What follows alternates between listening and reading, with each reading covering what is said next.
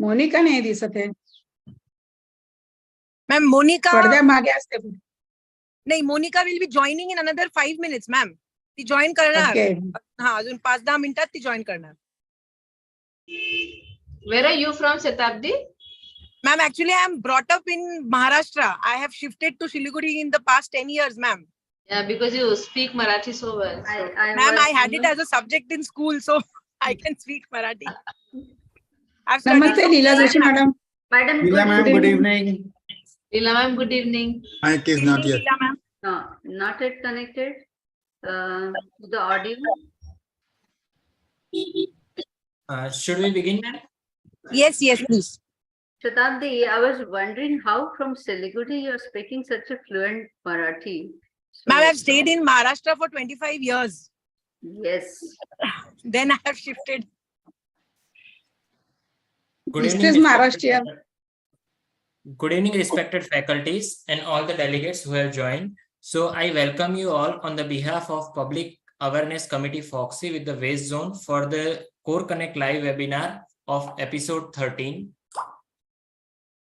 Coordinators for the today's webinar are Dr. Monica Umbardan. She is in charge PSC activities Fogsi, and Dr. Shatabdi De, who is convener PSC Fogsi. Dr. Shatabdi De is MS DNB and fellowship in reproductive medicine, consultant at Nova IVF Fertility, and convener. Thank you so much, ma'am. So before we proceed, we will start with Ganesh Vandana.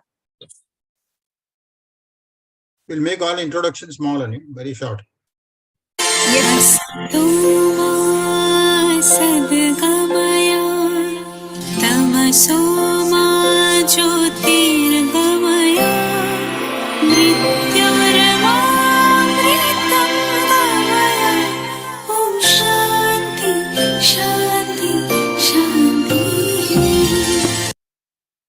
So over to you, Shatabdi ma'am, for further proceedings. Thank you, Abhishek.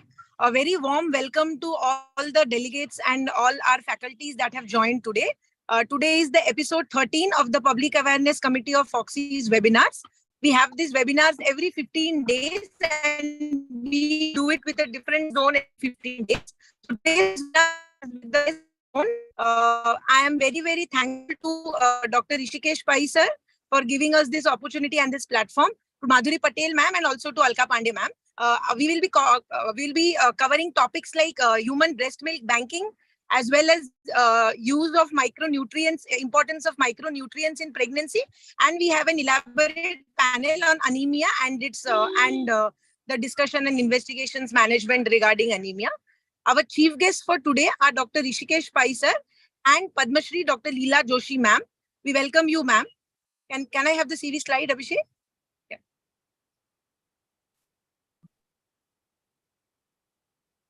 Abhishek?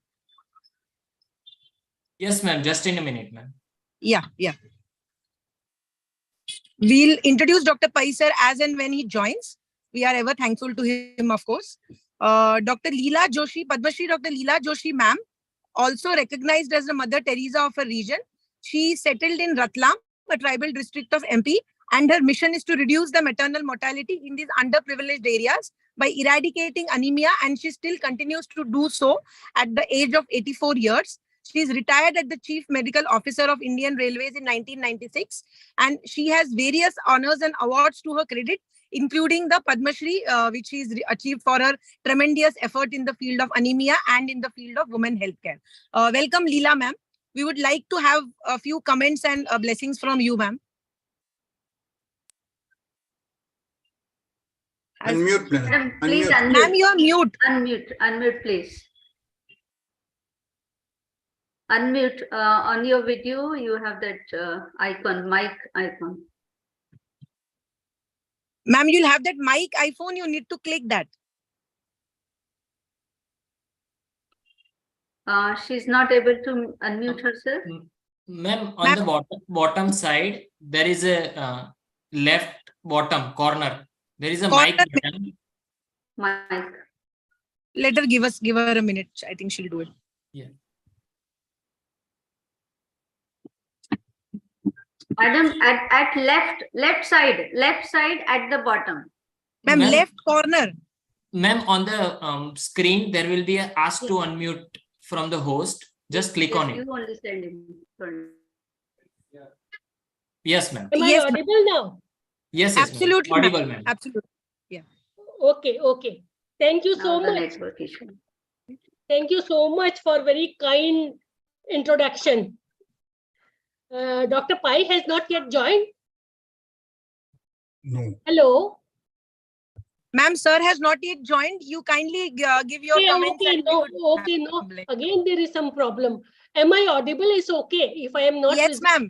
Ma'am, you are audible and visible. Okay, ma'am. okay, no problem, no problem. And Dr. Suchitra Pandit has also not joined probably. Dr. Atul Munshi is there, Welcome. our guest of honor, and whole team of Public Awareness Committee. Priyankur is there.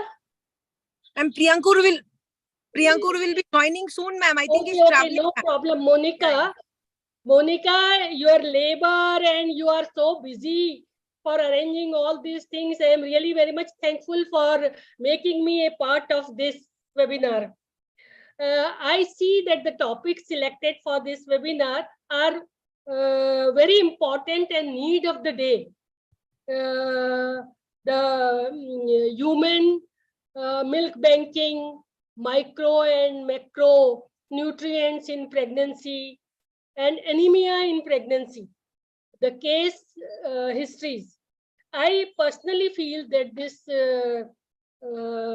Public Awareness Committee has got a big responsibility, because if I narrate a small, my experience of eradicating anemia, especially in pregnant mothers, I find there is a big change since the time I am working since 24 to 25 years for this problem.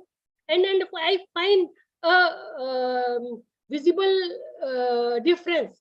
What I used to do in my first 15 years and now what is there for about 8 to 10 years, I find that there is no lack of resources, but there is a lack of utilizing of the available resources.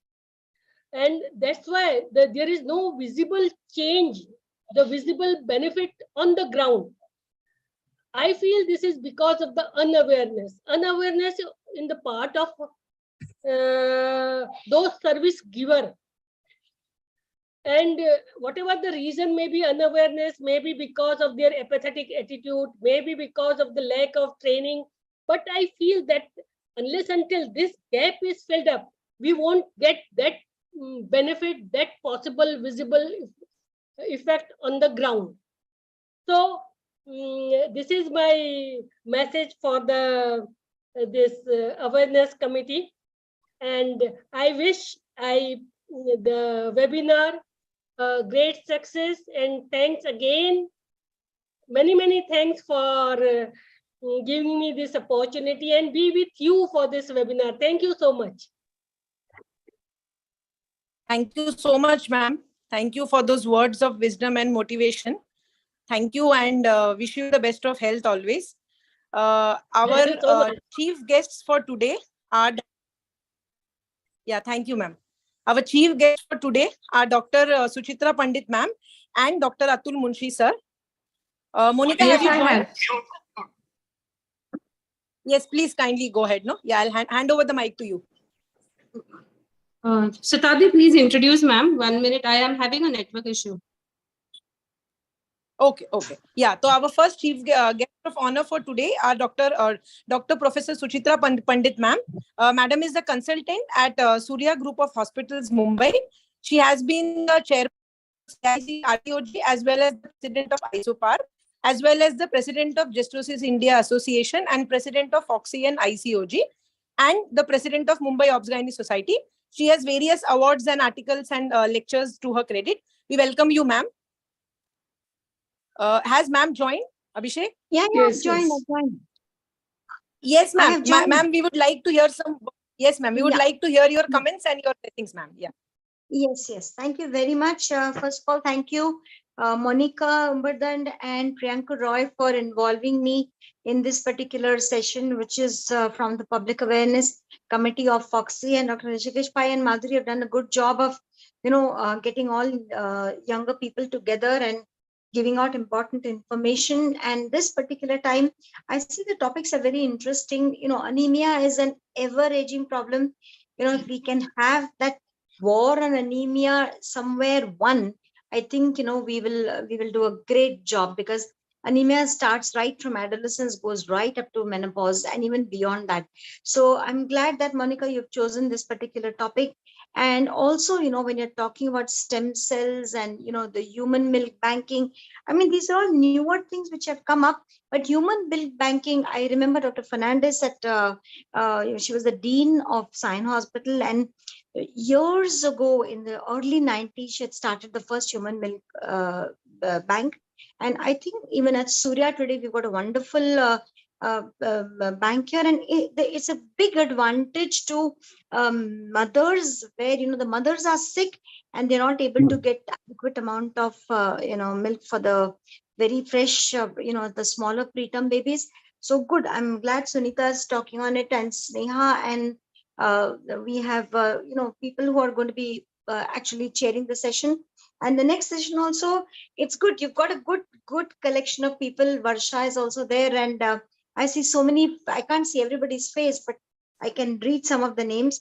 And happy to see, my colleague, Dr. Atul Munshi. We had a wonderful time. He has been the chairperson of ICOG. And we shared very, very good, moments together, particularly when I was a president and he was the chair of ICOG. So nice to see you, Atul Bhai. And of course, once again, thanks to the entire team for making or involving us also. And Leelaben, it's always such a pleasure to see you. We've seen you after so many years, but to actually see you here and speak, we're very, very proud of all your achievements. And you are one of the few people who've got a Padma Shri for all the dedicated work you've done. So great, ma'am. Lovely to see you. And once again, Monica, thank you very much for involving me here as chief guest. Thank you. Thank you so much, ma'am. Thank you for being there and accepting my invitation even on WhatsApp. Thank you so much for your blessings. We now move forward to our next guest of honor, Dr. Atul Munshi, sir. He is a consulting obstetrician and gynecologist and a director at Munshi Group of Hospitals, Ahmedabad. He has been the former head and professor at the GCS and NHL Medical College, Ahmedabad, and associate editor, Journal of Midlife Health. He is the IMS representative to Asia Pacific Menopause Federation. Monica, it will be okay. Okay, madam. Yes, sir. Okay. Will be fine. Yes, sir. Blessings to you, sir, for this webinar. Good evening, everyone. In absence of President Leela Joshi, our chief guest, my colleague and friend, Dr. Suchitra. When Dr. Monica called me for webinar, I was not aware about the topics to be discussed. On looking the entire program and faculties involved, as speaker, chairpersons, experts, moderators, and panelists, I was impressed. Not only public, but doctors need to know information about newer developments in our day-to-day practice. Dr. Sunita is going to talk about human milk banking, hot topic in the management of premature babies and other lactation problems. Dr. Taru will enlighten us with role of micronutrients in pregnancy, a topic always discussed, but always misunderstood. So that will be clear today. Dr. Manoj and Dr. Monica, and with expert Dr. Komal, will discuss anemia in pregnancy, a mother of all evils, with learned panelists. I'm sure it will be a brainstorming session in this webinar, and lots of carry-home messages will be there. I thank Public Awareness Committee and especially Dr. Monica for involving me in this academic activity. I wish best of luck to all the worthy candidates. Many of them I can see over here, including Sachita, for forthcoming Fogsi election. Best of luck to everyone, and thank you again. Thank you, sir. Thank you, sir. Thank you Monica, for Thank you, sir. wish everybody. Yes, ma'am. I can see Komal, Sneha, and Sunita. Best of luck to all of you. Now, the last few days are left. Don't sweat it out too much. Just trust in whatever work you've done. And I'm sure, everybody can never win, but whoever wins doesn't mean he or she is the best. And whoever loses doesn't mean he or she is not good. So you have to keep trying, and all the best to all of you. Thank you, Monica. Thank you, Dr. Thank you. Suchitra. Thank you. Thank you, Dr. ma'am. Varsha Baste from Nasik. Thank you. Thank you, Atul sir, and thank you, Leela ma'am, for joining us and gracing this occasion. I now declare that the inauguration function is over. We will move ahead with the first scientific session. The first scientific session is a session on human milk banking. The chairpersons for the same are Dr. Alka Kutte madam and Dr. Sneha Buyar ma'am. The speaker is Dr. Sunita Tandurwalkar madam. I invite Dr. Alka Kutte madam, the first chairperson for this session. We could not have a better chairperson for this session apart from you, ma'am, because you are the But I founder member. can't see, Monica, I can't see Dr. Sunita Tandurwalkar in the Yeah, panel. that's what I was going to say. because, Monica, I can't find her here. Uh, Ma'am, I will I just Shatabdi, can you please introduce Alka ma'am? I will call up others. Shatabdi? Ma'am, I will introduce and I will call up. Monica, I will call Dr. Sunita Tandurwalkar. You go ahead with Yes, it. ma'am. Monica, I'm there. Hello.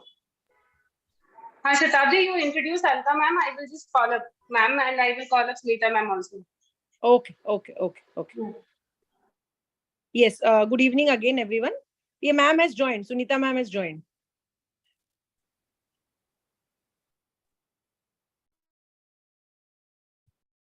Hi, I was just with the other webinar. Hi. Thank you so much.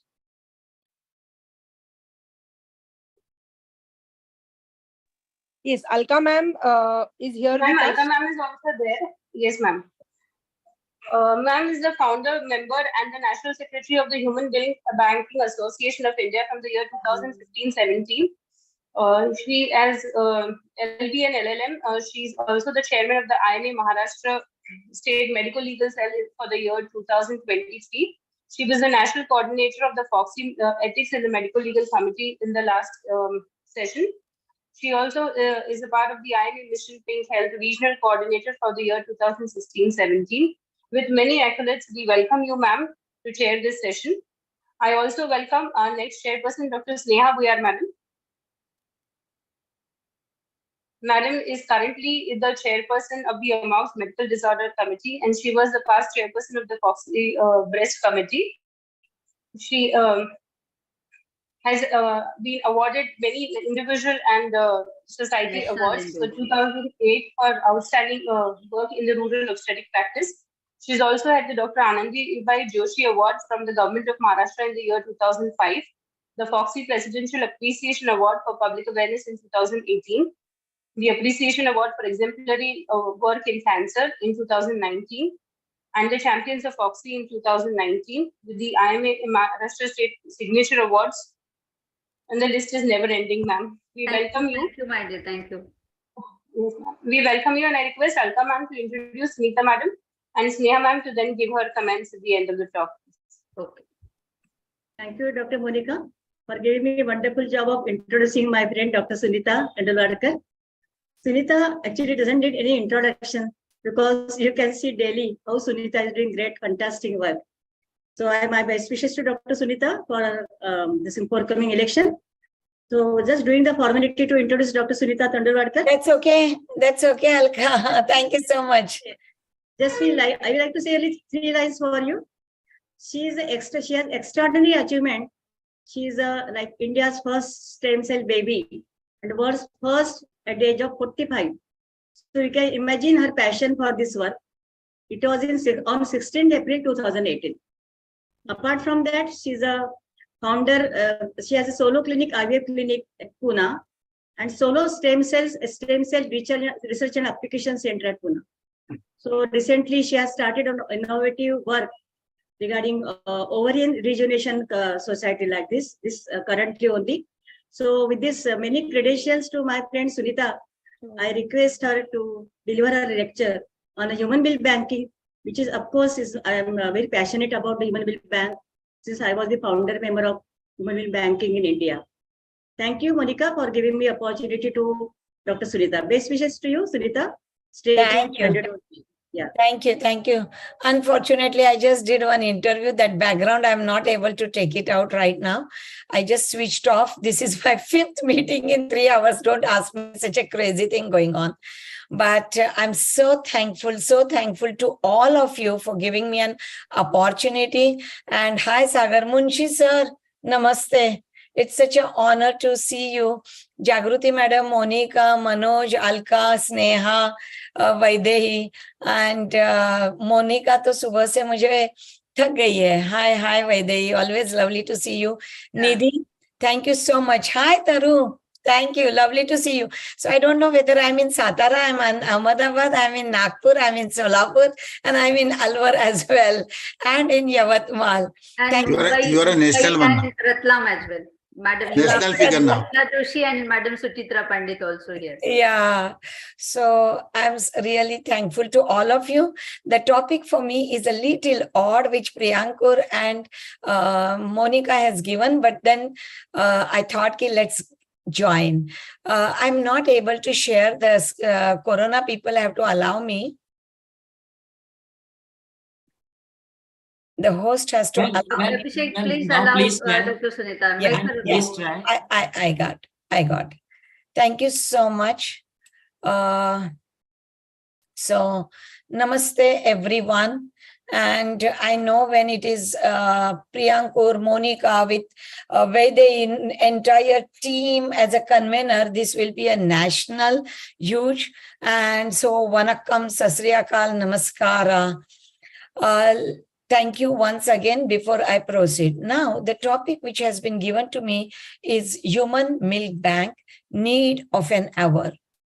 Friends, we all know breastfeeding is the best method of infant feeding because human milk continues to be the only milk which is tailor-made and uniquely suited for the human infant. I really sometimes feel the nature has created the woman so beautifully that she can reproduce, and this breast, the organ itself secreting the breast milk, is really the miracle how the God has thought of making this, which is the absolutely tailor-made for the need of that infant. When a mother, for some reason, unfortunately, is unable to feed her infant directly, her breast milk can be expressed and fed to the infant. And if a mother's own milk is unavailable or insufficient, then the next option comes is donor human milk. Now, the second para where the expression can be happened and can be fed to the infant, this is temporary, maybe for 24 hours, then you can keep it in your routine fridge. But when it is prolonged, you cannot store it and you have to have a bank. Let me tell you, friends, I have infertility fellows who probably join with the ambition of 2 years reproductive medicine. In 6 months, they see so much of a decreasing ovarian reserve that the first thing what they do is they plan their own pregnancy. And then what I saw with them is when in a 4th term of them, they express the breast milk, keep it in the fridge for the baby, and then they come to work. I feel tremendously intelligent idea. And also, I have many patients, probably well-educated, who have excess milk. They're expressing and they're keeping it into the milk bank for their own baby. When after 6 months to 8 months, they feel when the milk is getting decreased, they can probably take out the milk and still give once in a day to their baby. And I know so many of my patients have done it, and I felt that's a very intelligent idea of them. So how resourceful this milk is for the patient. We all know the credit of first milk bank in Asia goes with Dr. Armida Fernandez, and we should feel so proud of her that she started this concept way back in Mumbai on 1989, 27 December. So what is this human milk bank?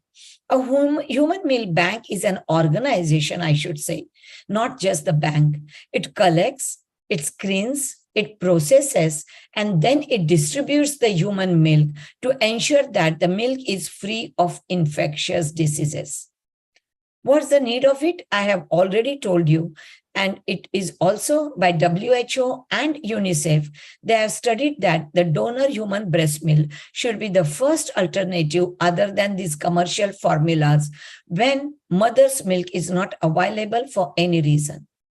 So if you start seeing from the best to the worst, mother's own breast milk becomes, and especially the fresh one, has a top on the priority. Then the donated fresh preterm milk, then donated fresh term mature milk, and then the pasteurized donated breast milk. Then comes the formulas or the ordinary formulas. So human milk is more suitable to the human infant both in its nutritional composition and in a non-nutritive bioactive elements which stimulates the survival and healthy development of that infant. Donor milk also may be used as a bridge until mother's milk supply improves with time and with intensive lactation support.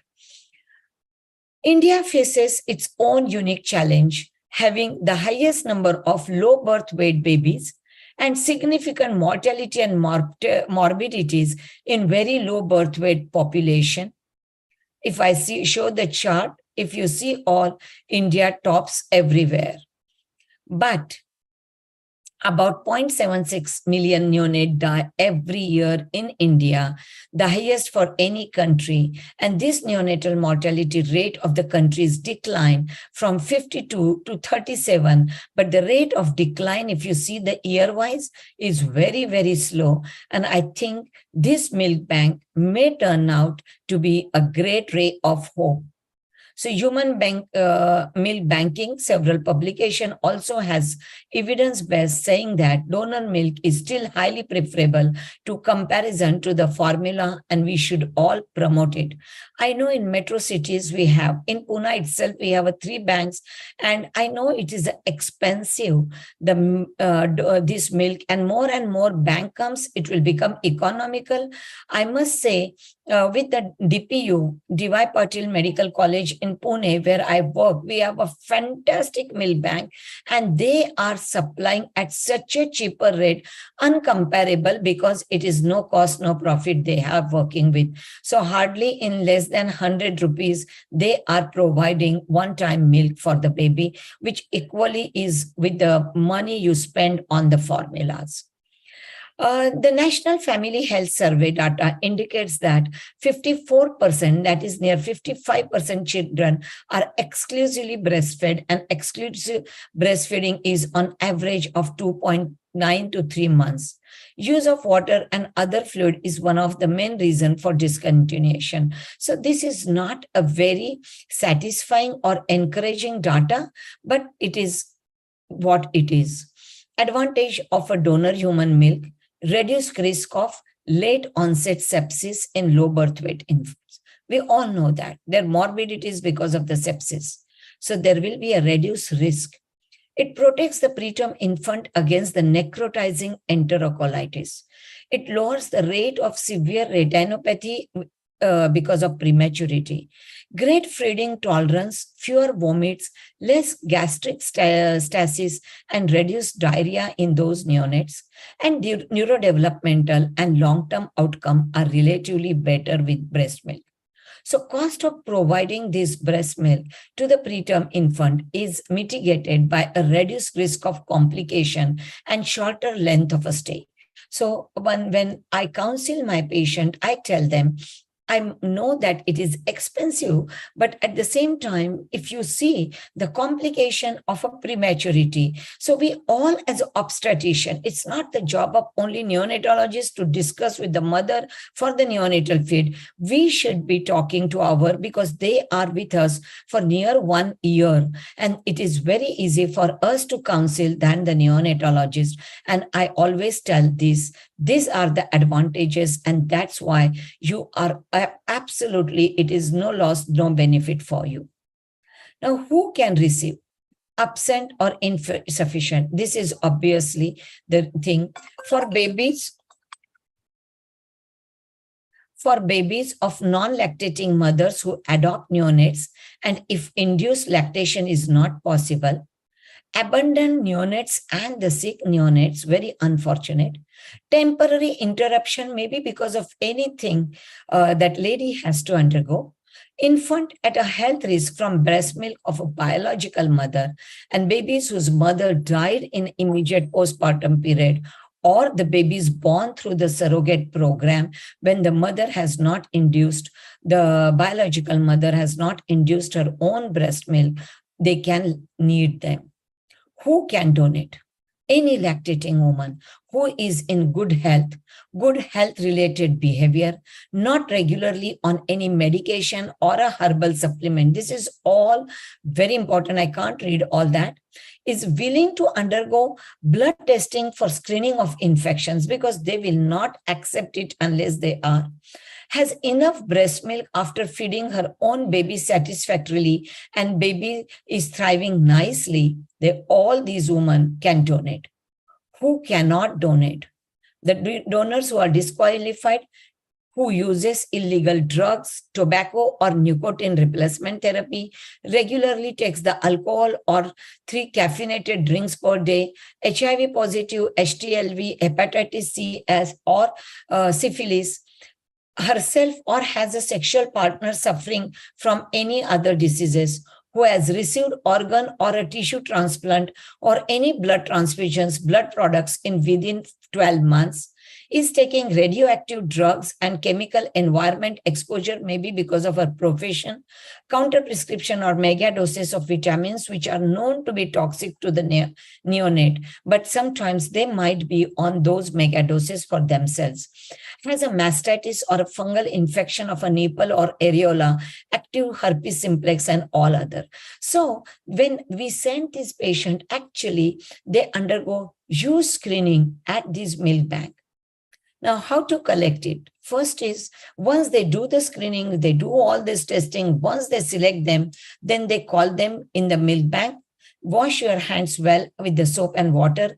Place clean container below your breast milk. If you see, they will have a long table with those women with the containers there, which are sterile. And then they they demonstrate her how to take out that milk after massaging the breast for some time.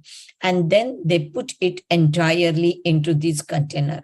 So those who have visited the milk bank, they know how the setup in the milk bank is. Location of the human milk bank also has a content. Human milk banks are primarily focused to provide donor milk to a high-risk admitted in the neonatal unit. Therefore, a location in a close proximity or inside the boundaries of the neonatal unit is desirable. So if it is in the hospital campus in Pune, all the 3 are in the hospital campus, that becomes much simpler and easier. At present, there are over 80 milk banks in India. So friends, I think maybe 5 years down the line, the figure should go to 8,000 milk bank. Even the smaller cities, B and C societies and category cities, all should have them. The function of the human milk bank is lactation, counseling, and breastfeeding. Many a times you counsel, but they have their in-house counselor who also counsels, who also examines. And then there is a breast pump available for those who don't want to do with the hand method. And then they collect, then they storage it. And once they whole day, they keep on doing the collection. And at the end of a day, the milk undergo processing. And then it undergoes storage or dispensation, depending upon the availability and the demand. The role of human milk bank in promoting the maternal infant. This is a beautiful systemic article I read in 2021. I felt it is important for all of us to know this. I think they have kept this human bank for the obstetrician to understand many more people or the woman we can help to promote for the donation of the milk bank. Because many publications have said that there is a positive outcome both with the mother and the baby itself. We all know that the incidence of CA breast will be less in this one. So milk bank, how do they work? I explained you already in short. This is the step 1. Then the step 2 is a milk collection. Then it is a processing. So screening of the donor mother, the step 1, then goes the milk collection once we screened her, then the processing of the blood, that is pre-pasteurization storage. As I told you, till the end of a day, they do the pooling of all the breast milk, and then they do the pasteurization. After that, they do the testing of the milk again. And only after the testing and the negative report, then they do the storage and then the dispensation of a milk depending upon the demand. So the equipment needed for any milk bank is first pasteurizer to carry out the heat treatment for the donor milk at the recommended temperature of 62.5 degrees for a period of 30 minutes before its use. Then they need a deep freezer to store the milk at minus 200 degrees. It is essential. It is desirable to have a 2 deep freezer for processed milk. First, for the storage of a milk till the post-pasteurization milk culture reports are available. And the second, for storage once the cultures are negative, the milk is considered safe for the disbursement. So this is so beautifully, they do it into 2 different post-pasteurization. Also, the milk goes for studies. Refrigerators to store the milk till the whole day's collection is ready. As I told you, till the whole day, it has to be kept in a refrigerator. And hot over essential for sterilizing the containers. So these are the basic instruments which are needed apart from the manpower and the breast milk pump, obviously the containers and the milk analyzers. It is very important to keep the milk analyzers to have a macronutrient analysis of the breast milk to estimate the calorie, protein, and the fat of a milk sample using the infrared spectroscopy. This is such a beautiful technology. One should definitely visit and see the way they perform, and you get amazed. So this is how they have these areas. This is how the milk processing area they have, they're separate. Also, microbiological screening of the donor milk is done before at no cost to the consentant. This is very important. And as soon as possible after the pasteurization. And as I told you, till this report come, they will keep it separate from those whose report has come negative. Bacterial count of 105 cubic per ml or more in a raw breast milk can be considered an indicator for a poor quality milk, and unfortunately, they cannot. No growth is acceptable in a post-pasteurization microbiology culture. Whole batch of a culture positive container of this milk should be discarded if they find it. Processing, as I said this, I have already explained this, how this happens. If you want, this is the cycle. Mother's own milk, not full bottle, to be used within 24 hours. You can refrigerate. This is what I told my fellows. They do it, they refrigerate for a whole day. This can be used only for 24 hours. Not to be used within 24 hours, should go into deep freezer. Not this one, they can put it into the bank. Mixing of a raw milk to the frozen milk of the same mother is never allowed due to hydrolysis of the lipids because of sudden decrease in temperature. Mixing of the milk donated by the same mother at different time also cannot be accepted, and it should be collected in different container all the time. How we do for the embryos, we don't mix the embryos frozen from one stimulation and second stimulation. Same is the principle, and that is how at minus 20 degree they store this unpasteurized as well as pasteurized after the processing. Donor human milk is means to promote the breast milk. Friends, I know it was very extensive and little maybe boring talk, but I suppose you enjoyed. And even if 5 people got convinced and will think that they will counsel their patient to enter into this milk banking storage for their own baby for a later use, or for a donation because they have excess milk. And if they have twins, they have insufficient milk. I always feel there cannot be insufficient milk. If they have a good hydration by themselves, good nutrition, good rest, and they are concentrating on the feeding so that there is a reflux which gets generated. Not that they are chatting with someone and breastfeeding is going on. They have to put their whole soul with the baby. Then the milk will not be inadequate and there cannot be a failure. But in case if it is, we all have a responsibility to explain that you take the milk from the milk bank. Friends, you all know in 5 days, the Fogsi presidential elections are going on. Vice President, I see Dr. Sneha here. I wish her also all the best. I know Alka herself is going for an election. I wish her all the best. Friends, on 1st August, President and Vice President's election will happen. 10 a.m., non-transferable link, only your own link. Please execute your vote. As every Foxian matter, every vote do matter. And I always like to thank my entire team. Every day it is a better team. They are the one who work and probably they allow me some time to be with you all. Thank you. Madam, wonderful talk. I would say excellent deliberation from a topic different from your routine IAG, endoscopy. So yes, I would say 100% delivered. And you are very well expressed, to even to the common people, I would say you have well explained how the human milk bank works. And, it is the collection and screening, then processing, and then dispensing. So you have made it very, very clear to even the common Foxians who are not very well versed with the human milk banking. And why there is a need, that also you have explained, that human milk is the best and it is species-specific. It is unique for its offspring. And that is why if at all in these situations, what you have explained already, for the mother it is not possible, or for the baby it is not possible, then of course you have this human milk banking. And of course, just to inform you once again that Asia's first human milk bank was established in Sion, Mumbai in 1989. And that milk bank coincidentally was named as Sneha. And also at Kolkata also 2013, the milk bank which was established at the hands of Mamata Banerjee, that was also called as Madhur Sneha.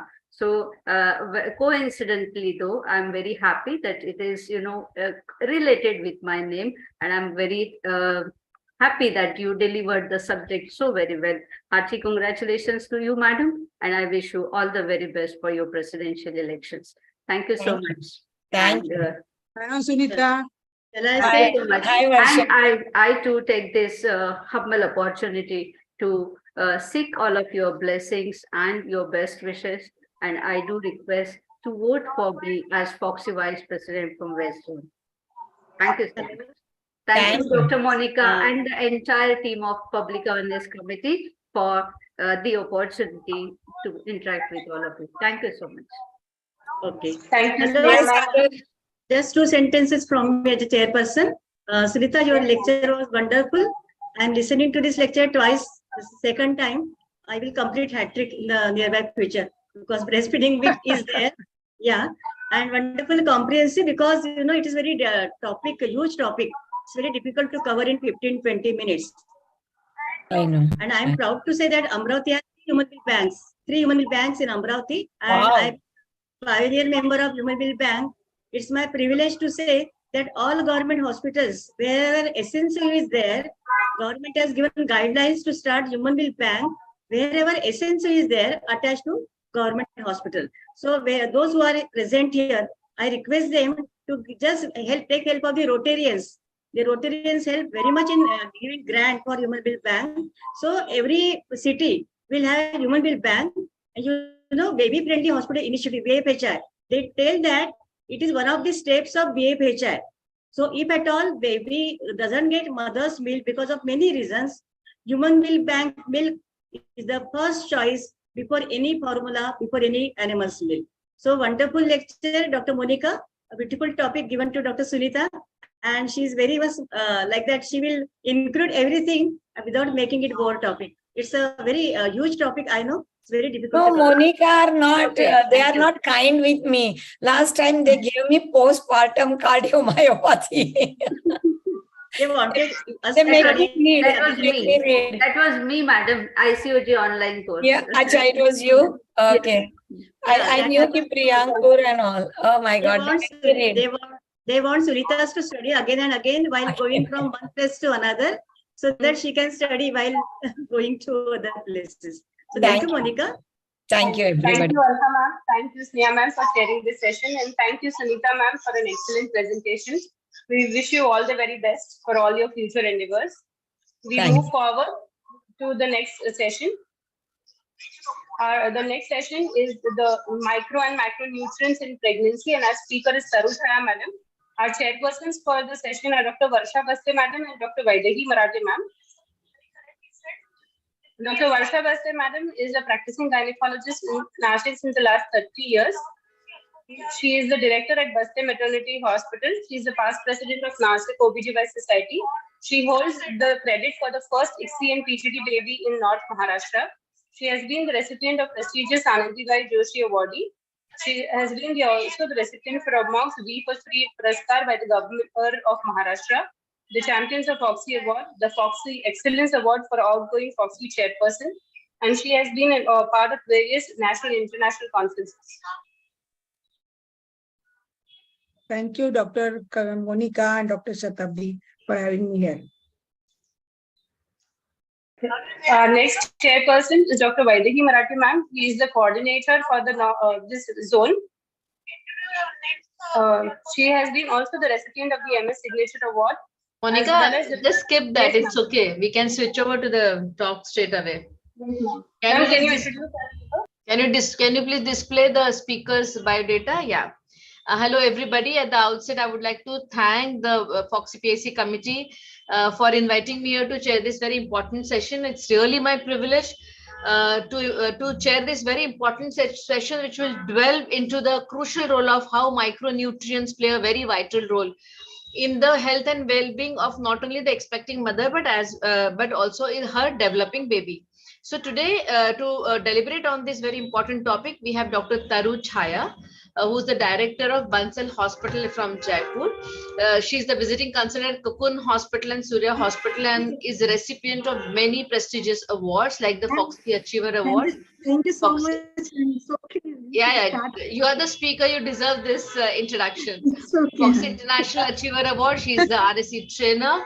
And also she's the past secretary of Jaipur OBGY Society and IMA president, IMA state president as well. Wow, that's really great. Dr. Taru Chhaya, I welcome you for this session and the floor is all yours. I invite you to speak on this very important topic. Thank you.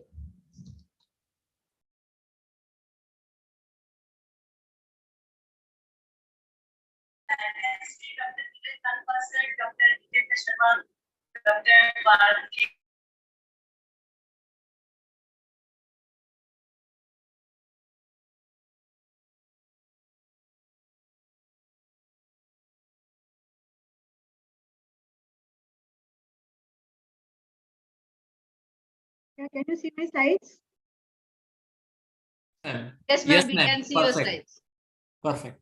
So today we are going to discuss the role of macro and micro, especially micronutrients in pregnancy. So mother and baby both are benefited by good nutrition during pregnancy. These 9 months are window of opportunity for all of us. So when there is healthy pregnancy, the food eaten before and during pregnancy help prepare the body to support the growth of baby. Sensible eating gives the baby the best chance for the healthy beginning. What's nutrition during pregnancy? That is calories taken during daily containing macro and micronutrients for proper growth of baby along with healthy body of mother as well. Now, what's the question? What is healthy meal and how much we should take? So healthy meal is that is including daily diet, vegetables, milk products, cereal, grains, meat, beans, eggs in for non-veg and veg accordingly. So how to assess proper nutrition, whether mother is taking proper nutrition or not. So we have to see weight gain of the mother, blood reports of the mother, and we have to assess the growth of the baby by clinical assessment and sonographical. So the optimal weight gain during pregnancy should be those who are underweight, those who are normal weight, overweight or obesity accordingly. So on an average, we should see 0.4 or 0.3 kg per week, should not be more than that. What happens in first trimester? A time of rapid division of cells, organ development, and preparation of demand of fetal growth that occurs for second and third trimester all starts in first trimester. So the baby size is just the size of a pea. 7 to 8 weeks, major organs are forming, like amniotic sac is forming, placenta is forming. So what clinical nutrition is needed is no extra calories, but folic acid is needed, vitamin B12 is needed, and zinc in it. Why? We should discuss in coming slides. In second semester, baby starts to hear, sex organs are maturing, hair growth, baby can cough or have hiccups activity. So the clinical nutrition needs is 340 kilocalories per day extra. Whatever she was taking, more than that. Protein, iron, calcium, magnesium. These are the micronutrients. Magnesium, vitamin B, omega fatty acids, and calcium. In third trimester, most of the maturity has occurred. Brain cells are growing faster. So calcium is needed for bone and tooth growth. So calorie nutrition is almost the same, but little more, 450 kilocalories per day extra. Protein, iron, calcium, magnesium, vitamin B, the same thing. So what are macronutrients and what are micronutrients? So macronutrients are the nutrients required in larger quantities that provide energy, like protein, carbohydrates, fats, fiber, and water. We all know that. So what happens is the energy is required to maintain maternal homeostasis while supporting fetal growth. And what are micronutrients? They are the umbrella term used to represent essential vitamins and minerals required from the diet to sustain virtually all normal cellular and molecular functions. Mostly cell signaling, motility, cell proliferation, differentiation, apoptosis that regulate tissue growth, function, and homeostasis. So the important nutrients are in micro, we have already discussed protein, carbohydrate, fats, fiber, and water. In micro, the folic acid, iron, iodine, calcium, zinc, copper, selenium, magnesium, vitamin A, D, K, and other few more like manganese and copper. So what happens when there is micronutrients deficit? This is very important to understand. If the folic acid is deficient, we can have neural tube defect in baby. Iron deficiency, they can be anemia to the mother, the more chances of hemorrhage. If iodine deficiency, there is mental retardation, baby can have cretinism. If the calcium deficiency, mother can have hypertension or PIH. Zinc deficiency, anemia and low birth weight. Brain development, anencephaly, birth defects are there, neural tube defects are there. And vitamin E, normally nothing much happens, but vertical transmission of HIV is there. To avoid that, vitamin E is needed. So one by one, very briefly, I'm taking mega, but micro, I'll tell you and explain. Proteins benefit is energy, we know. That is crucial for fetal and placental growth. Proper digestion, growth of maternal tissues, because mother tissues are growing, mother breast is growing, uterus is growing for the baby. So it needs proteins and build up DNA and special cells that make up immune system. So how much? 60 to 100 grams per day. These are the sources, vegetarian sources and non-vegetarian, because we should know what are the vegetarian sources, so that when we know our patient is non-veg or veg, then we can very well explain what type of proteins they can have. Carbohydrates, again, the source of energy for baby and mother, and they break down and sugars into glucose and it transmits to the placenta very easily for the growing baby. And how much? 175 to 200 grams per day. It's needed extra. These are the similarly sourced vegetarian and non-vegetarian sources. Vegetarian source, we all know grains, potato, sweet potato, rice, cookies, banana, cheese, junk food, corn. These are all source of carbohydrate, but there should be a limitation for carbohydrates also, because we don't want to patient to get obese. Fats, they are also needed. Fatless diet should not be there. Energy up to 25% comes from fat.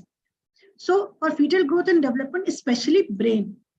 So complications can be there, because if extra fat or saturated fats are taken, then it can lead to GDM, preterm delivery, and preeclampsia. So what are the sources of fat? The same, but we should go for monosaturated or polysaturated fats, not saturated ones. So stress on olive oil, nuts oil, ghee. Polyunsaturated fats from non-veg, sunflower oil, nut seeds. Water, we should not forget it.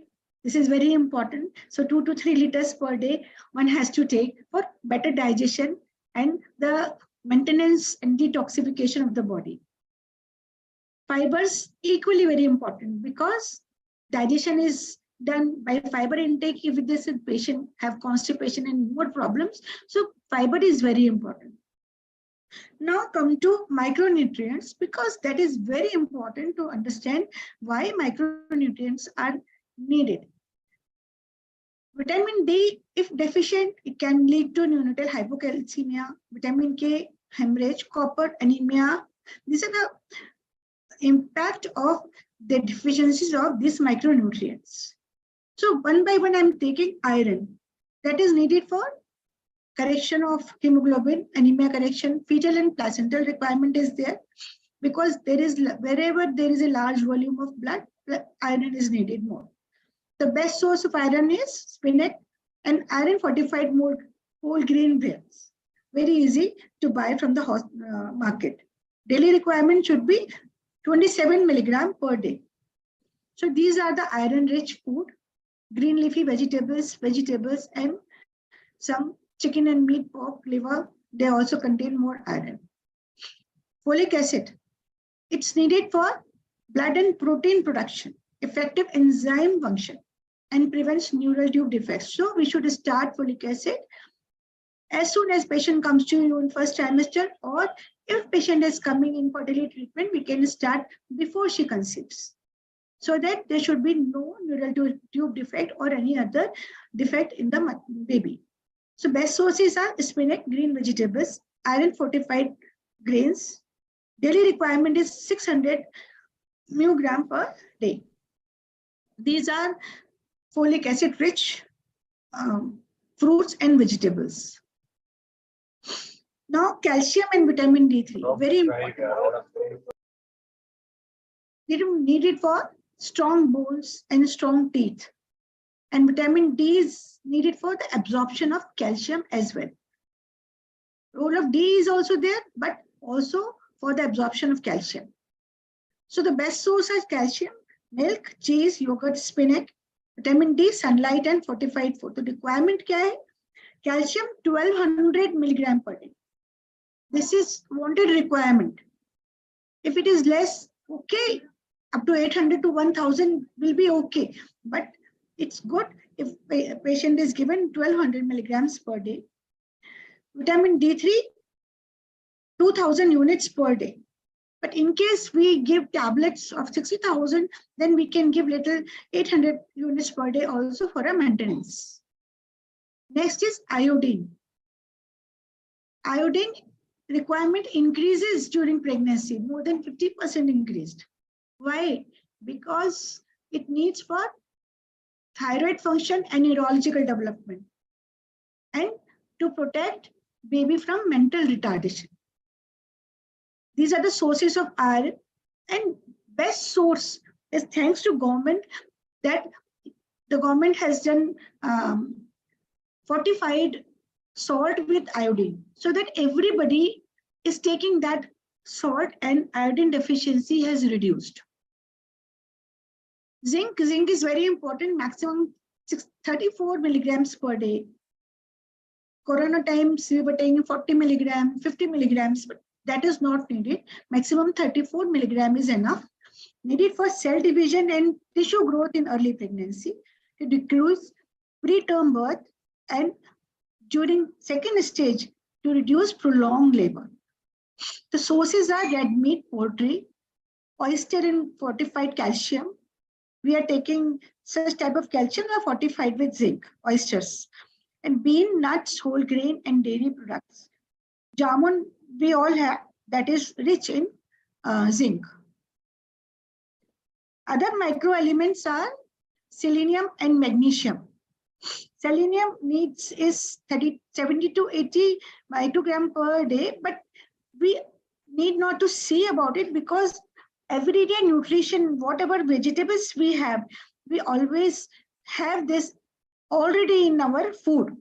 Magnesium, we have to see if the patient is having any problem. Magnesium is sufficient in our diet. It improves fetal growth and it prevents preeclampsia as well. Vitamin A, 800 milligram per day is recommended. It's good for embryonic growth during early pregnancy. Vitamin K, normally it is not needed in full-time pregnancy, whole duration of pregnancy, but it's important in helping the blood clot. But those patients who are in anti-seizure medication, then there is a risk of vitamin K deficiency in fetus, and post-delivery, the fetus can have some problems. So vitamin K is given from 36 weeks till the delivery time, after 36 weeks only. There is another group, metallozymes. Metallozymes are like manganese, zinc, magnesium, copper. When these are microelements who are required for enzyme formation of enzymes. There are more than 300 enzymes whose functions can be impacted if they are deficient in the diet. So they play an important role in maternal gestational health and ensuring birth of healthy offsprings. So what are the take-home message by this? See, good nutrition during pregnancy is a boon for mother and baby, because not only during pregnancy mother is needing nutrition, also for the lactation period she should be well equipped with good nutrition. Macronutrients are sources of energy and micronutrients are organ-specific growth. They are needed for organ-specific growth. Deficiency can lead to many issues like pregnancy loss, birth defects, and metabolic disturbances. Supplement of such nutrients is recommended for baby growth. Maternal undernutrition and overnutrition, like obesity, that is also a part of risk, and it causes risk for this pregnancy and future health after pregnancy. Westernization in diet adds to risk of imbalance and deficiency and obesity epidemic as well. So mother health is equally important during pregnancy as well as lactation. So thank you so much.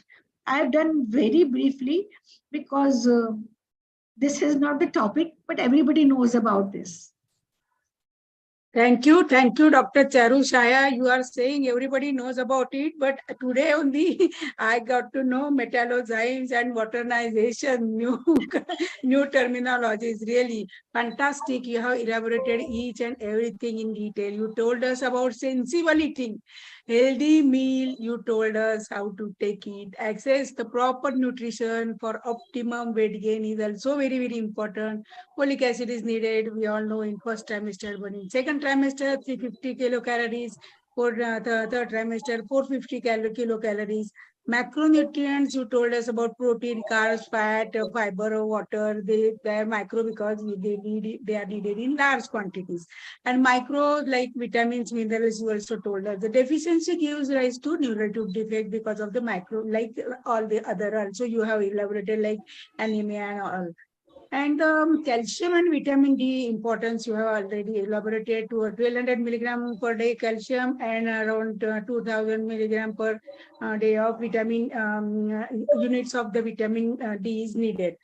Iron deficiency, you have told us it can lead to mental retardation. That was a very take-home message. And metallozymes, more than 300 enzymes are needed for the growth of the baby and during pregnancy and for the human body. So we have to balance it with giving the micronutrient like zinc and all the list you have given us, and waternization. Too much is not good, too bad, too less is also not good. We have to balance them to avoid the obesity and whatnot.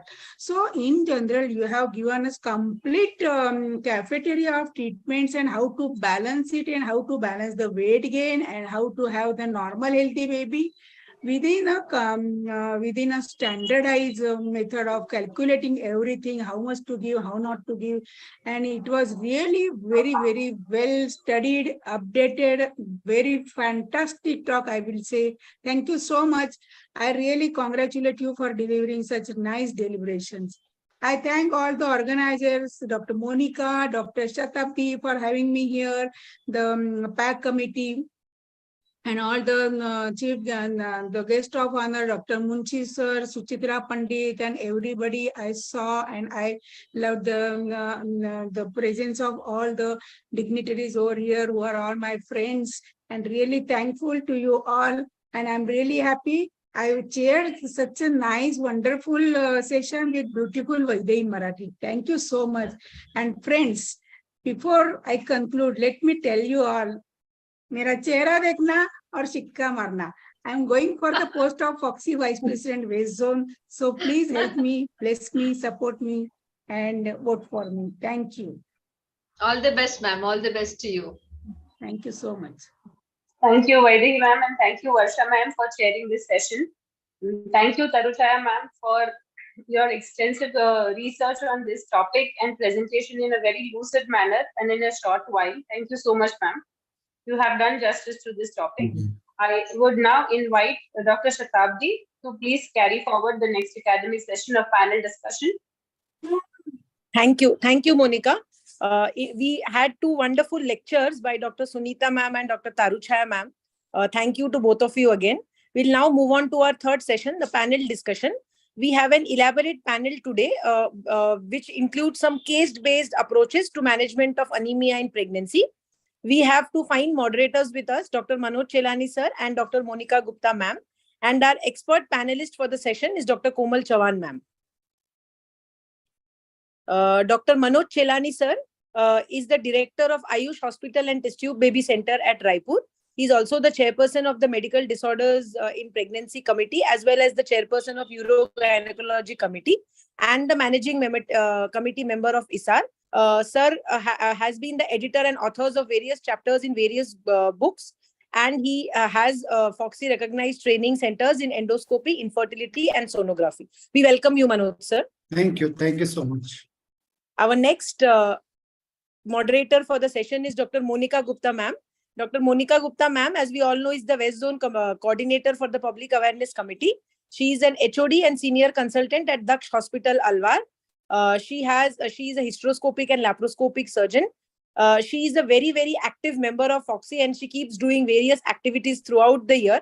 She has been the organizing president of Alwar Con, as well as the president of Alwar Obstetrics and Gynecological Society. And she is received the Fogsi Achiever Award at West Zone Yuva Fogsi at Ranthambore. Welcome, Monica ma'am. Thank you, Shatabdi. Thank you very much. Our expert panelist today is Dr. Komal Chavan ma'am. Dr. Komal Chavan ma'am is the medical director at Chavan Maternity and Nursing Home, and as well as a senior consultant and DNB teacher at VN Desai Hospital, Mumbai, and ex-honorary professor at RN Cooper Hospital and HBT Medical College.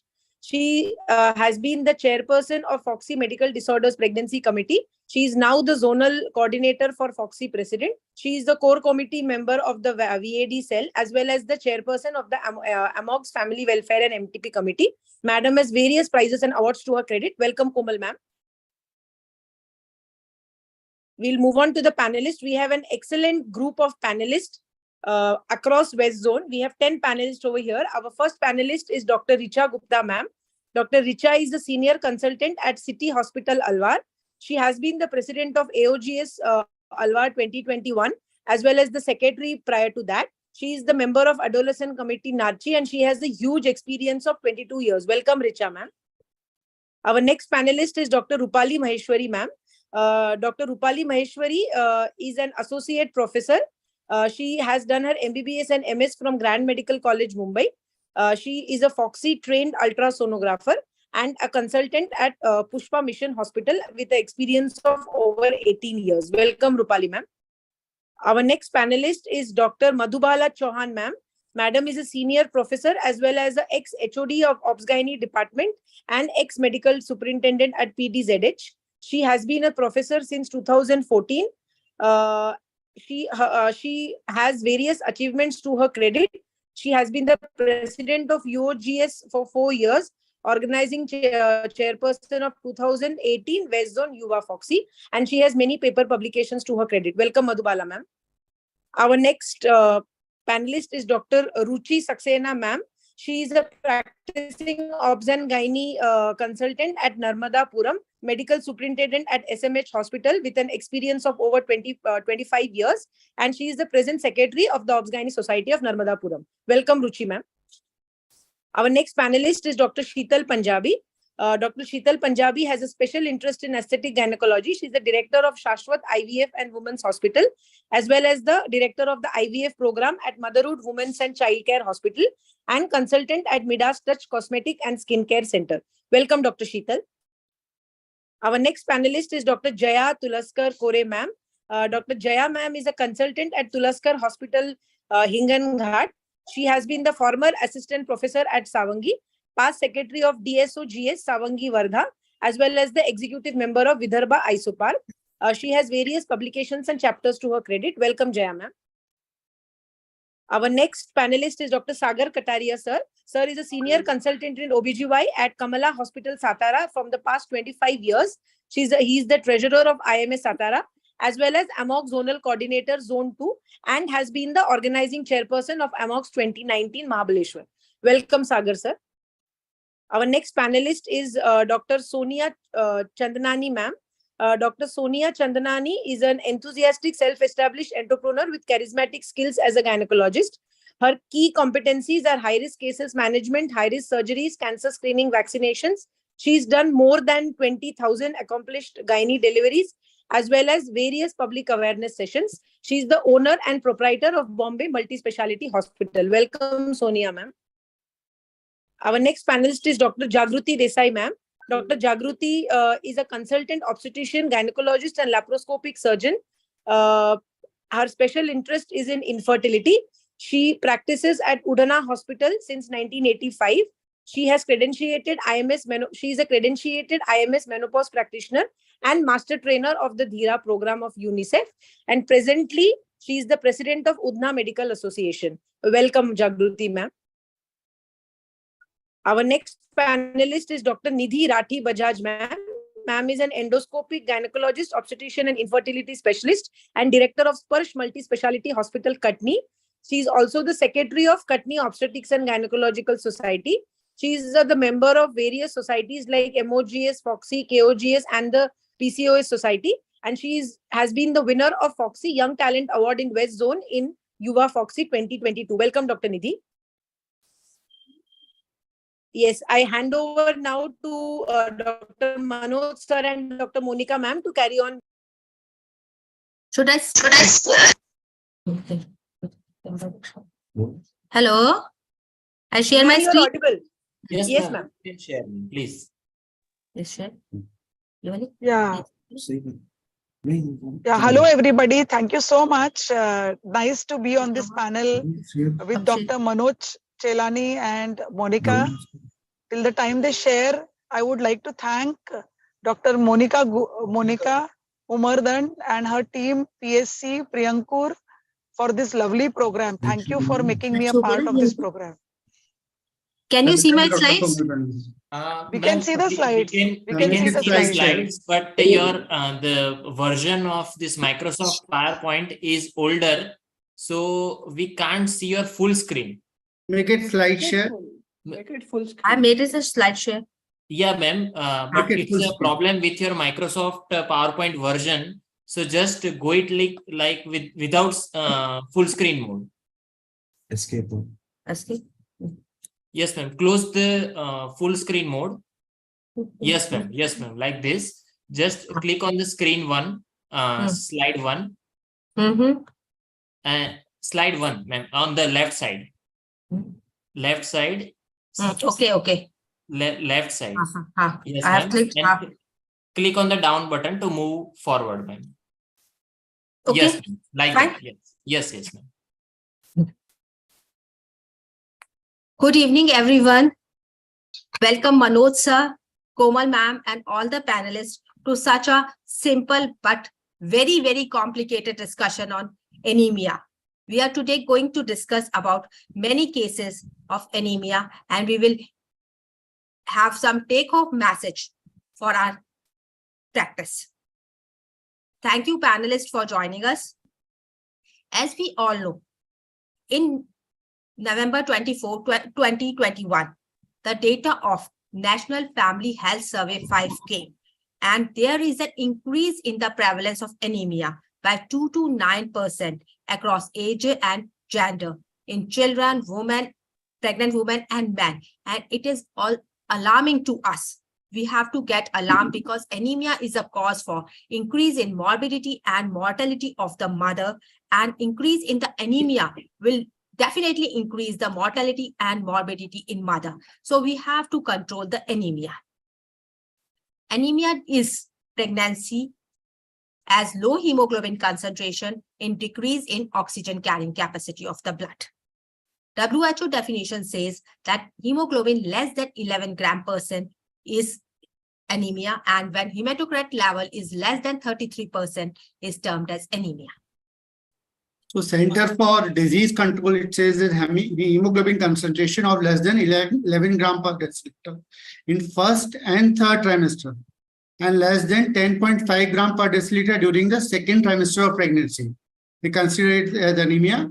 And when we talk about the severity of anemia, we divide into mild, moderate, severe, and very severe. So mild is between 9 to 10.9, moderate is 7 to 8.9, and severe is less than 7, and very severe it is decompensated is less than 4. So in a country like India, we often see less than 4 also. So prevalence of anemia in India, overall prevalence varies from 68.8% to 96.8% during pregnancy. So you can assume what's the prevalence of anemia. Like with Rishikesh Pai sir, we had done this anemia yatra, which he started from Rishikesh and ended at Calcutta during last October. And we had collected a large number of data, and we did a lot of investigations during that tenure. And it was really surprising to see that though we have developed so much in all this advancement in the medical field, but still anemia is such a thing. So you can assume the prevalence of anemia is still there in India. So our first case is a primary patient is referred to tertiary care center at 14 weeks of gestation with a hemoglobin of 7 gram%. So Dr. Richa, what is your approach for the diagnosis of this case? Dr. Richa, what 2 basic investigation will you advise? Because going for a battery of tests is very difficult in the first sitting. Dr. Richa, I think she left just now. She left a message that she's got an emergency or something. Dr. Rupali Maheshwari, you take this question. Are you there? Anybody else? Yeah, I can take it up. Okay, so first and foremost is the complete blood count, and the peripheral blood smear is to be done. And after examining the red blood cells, whether they are macrocytes, microcytes, the neutrophils, and the hematocrit value and the MCV, then see for the MCV. And later on, so complete peripheral blood smear is to be examined. Then one has to go and do the iron saturation, serum iron, the reticulocyte count, the total iron binding capacity, the serum ferritin, transferrin saturation, and lastly, if required, bone marrow examination has to be done. Very nicely said, Dr. Ma'am. But the basic investigation are CBC and the PVF. PBF. In the CBC, we see the PBF, and then we diagnose the cases, whether it is microcytic, macrocytic anemia, or the normocytic anemia. And then we have to make a differential diagnosis about it. Any of the panelists want to take the question, how will you diagnose the case? Once you know it is a microcytic anemia, it is a macrocytic anemia, then how will you diagnose the case? What investigation will you do later? Dr. Ruchi Now, we Saxena, would like Dr. to Shikhar check Pandit. for B12 and folic acid levels, and accordingly look for the deficiency of both of them or either of them, because it is macrocytic, so the most likely causes B12 and folic acid deficiency. So do the reticulocyte count also. If the reticulocyte count is increased, then it definitely goes in favor of hemolytic anemia. If the reticulocyte count is normal or if it is decreased, then look for the macrocytes and the hypersegmented polymorphs. If hypersegmented polymorphs are there, then it indicates vitamin B12 and folic acid deficiency. If there are no hypersegmented polymorphs, then look for other types of megaloblastic anemias, which may be because of deficiencies or liver diseases or drug-induced or myeloid dysplasia, aplastic anemia, sideroblastic anemia, and so on. Now, can I say a few lines? Yes, ma'am. Yes, yes, Didi. See, when we look for the CBC, and not only hemoglobin, we have to look for MCV, MCH. That is very important. See, in case of CBC, if MCH is less than 70 and MCH is less than 27. See, though important है, MCV, MCH. MCV should not be less than 70. MCH should not be less than 27. If they are, then we should look for thalassemia as well, because patient will have hemoglobin less than 9, but not because of anemia. But Didi, thalassemia, we see microcytic anemia, not the macrocytic anemia. The MCV will be less. It will not more. We are discussing about the when the MCV is high. High, right. Dr. Madhubala Chauhan, if you see a normocytic anemia, how will you diagnose the case? Ma'am, are you there? Dr. Sagar, you can take this question. Yeah, if there is normocytic anemia, we should go for a retic count and see whether it is normal or increased. If it is normal, if it is increased, it indicates hemolysis and blood loss.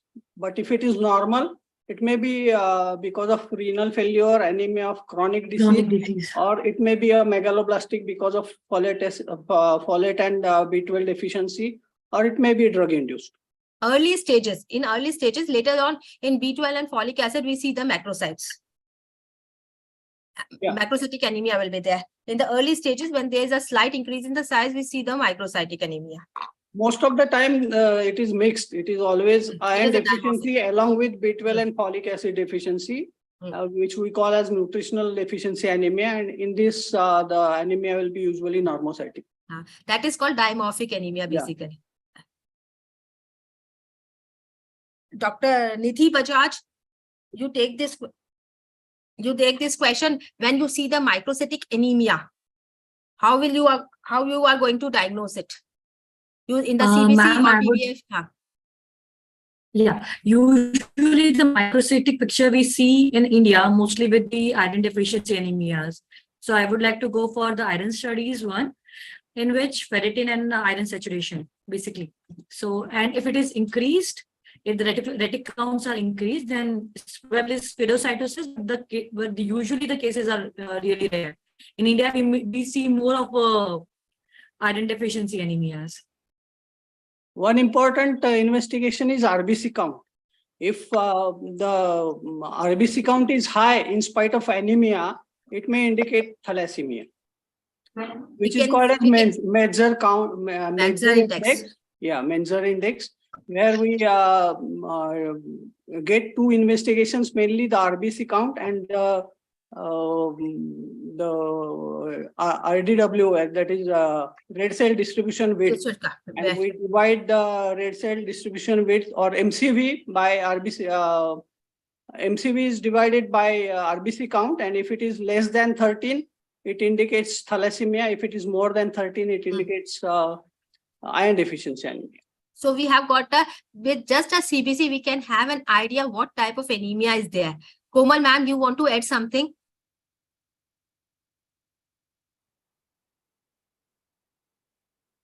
Komal ma'am. Unmute. Yes. I think excellent discussion going on. I think everybody gave a very important insights. And definitely, when a patient comes, like a young patient, yours with 14 weeks pregnant, she comes with an anemia. We don't have to actually do a full battery of investigation. A CBC report can actually tell what is the diagnosis, as what we are heading. We need to check every indices properly. The RBC indices, the MCV level is very important to differentiate whether it is an iron deficiency anemia, whether it is a microcytic, normocytic, or macrocytic anemia. So I think very good. Apart from this, the reticulocyte count is very important. To know the reticulocyte count and are all indices. So this will actually tell us, and also to see the RBC morphology, whether we see RBCs of abnormal shapes and sizes. So that will be there in the macrocytic anemia. So we really can differentiate just on a CBC picture, and I think everybody has added. So this I wanted to just add into it. The complete CBC report which is there can be done, and we can know the anemia type. So we can go ahead, because I think we'll discuss iron deficiency first. Looks like, now then we'll go to the other forms. So very well summarized, Komal ma'am.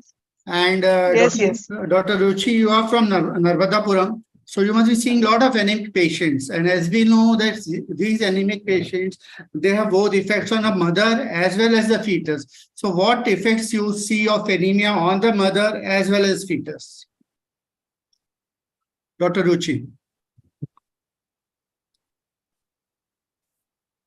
She's not there, actually. Okay. Dr. Jaya is there? Dr. Sonia Chandani? Dr. Sonia Chandani? Yes, sir. Yeah. So she is still at 14 weeks, so she might have a higher risk of PIH developing, a chance of abortion, infections, especially UTI and generalized infections, a chance of antepartum hemorrhage and landing up in a preterm delivery. And if the anemia is not corrected, she is also at a higher risk of cardiac failure. During the labor also, she can have higher amount of complications because of anemia, like a dysfunctional labor and a higher chance of difficult deliveries or fetal distress because of low oxygenation. And we have to be very careful about her management of IV fluids also, because she can land up in shock and failure suddenly, including the risk of embolism postpartum and higher risk of sepsis throughout. So sepsis needs to be very carefully monitored. And she's So at a there's high a failure risk of lactation as well as subinvolution also in mother. Yeah, higher chance, definitely. So what changes you see in the fetus? So similarly, the fetus, there is a higher chance of growth retardation, preterm delivery, electrolyte imbalance postpartum, hypocalcemia and other micronutrient deficiencies also could be associated. May need oxygen post-delivery, a sign of early distress. Meconium is seen often in such mothers because of low oxygenation. And pH imbalance, so NICU care also may be needed, and perinatal morbidity as well as mortality is higher in these babies. In some cases, we might have stillbirths if it is severe anemia, and fetus could die. Yeah, so we see a lot of IUGRs in prematurity. So this shows that how much the anemia is important. I mean, we should not take it very lightly. And as I already said, that we have developed so much technologically, but still anemia, which is so easy and so economical to cure, but still we need that awareness and we need that counseling to the patient and follow-up of the patient. That is very, very important. Sometimes the patient doesn't know when to take calcium and when to take iron. Sometimes they take together, or sometimes they take with the coffee and all. So all these things are very, very important. The way they are taking it, and timing is also very important. Madhubala ma'am, next question is for you. What are the symptoms of anemia? What we will look for it? the weakness.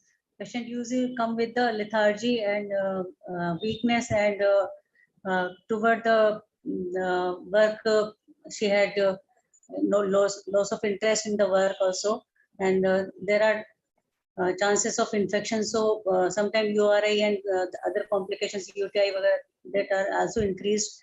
Then palpitation, dizziness, lightheadedness, irritability, and fatigue, pica test, weakness. These are the common symptoms. And sometimes if the patient is come with a severe anemia, then there are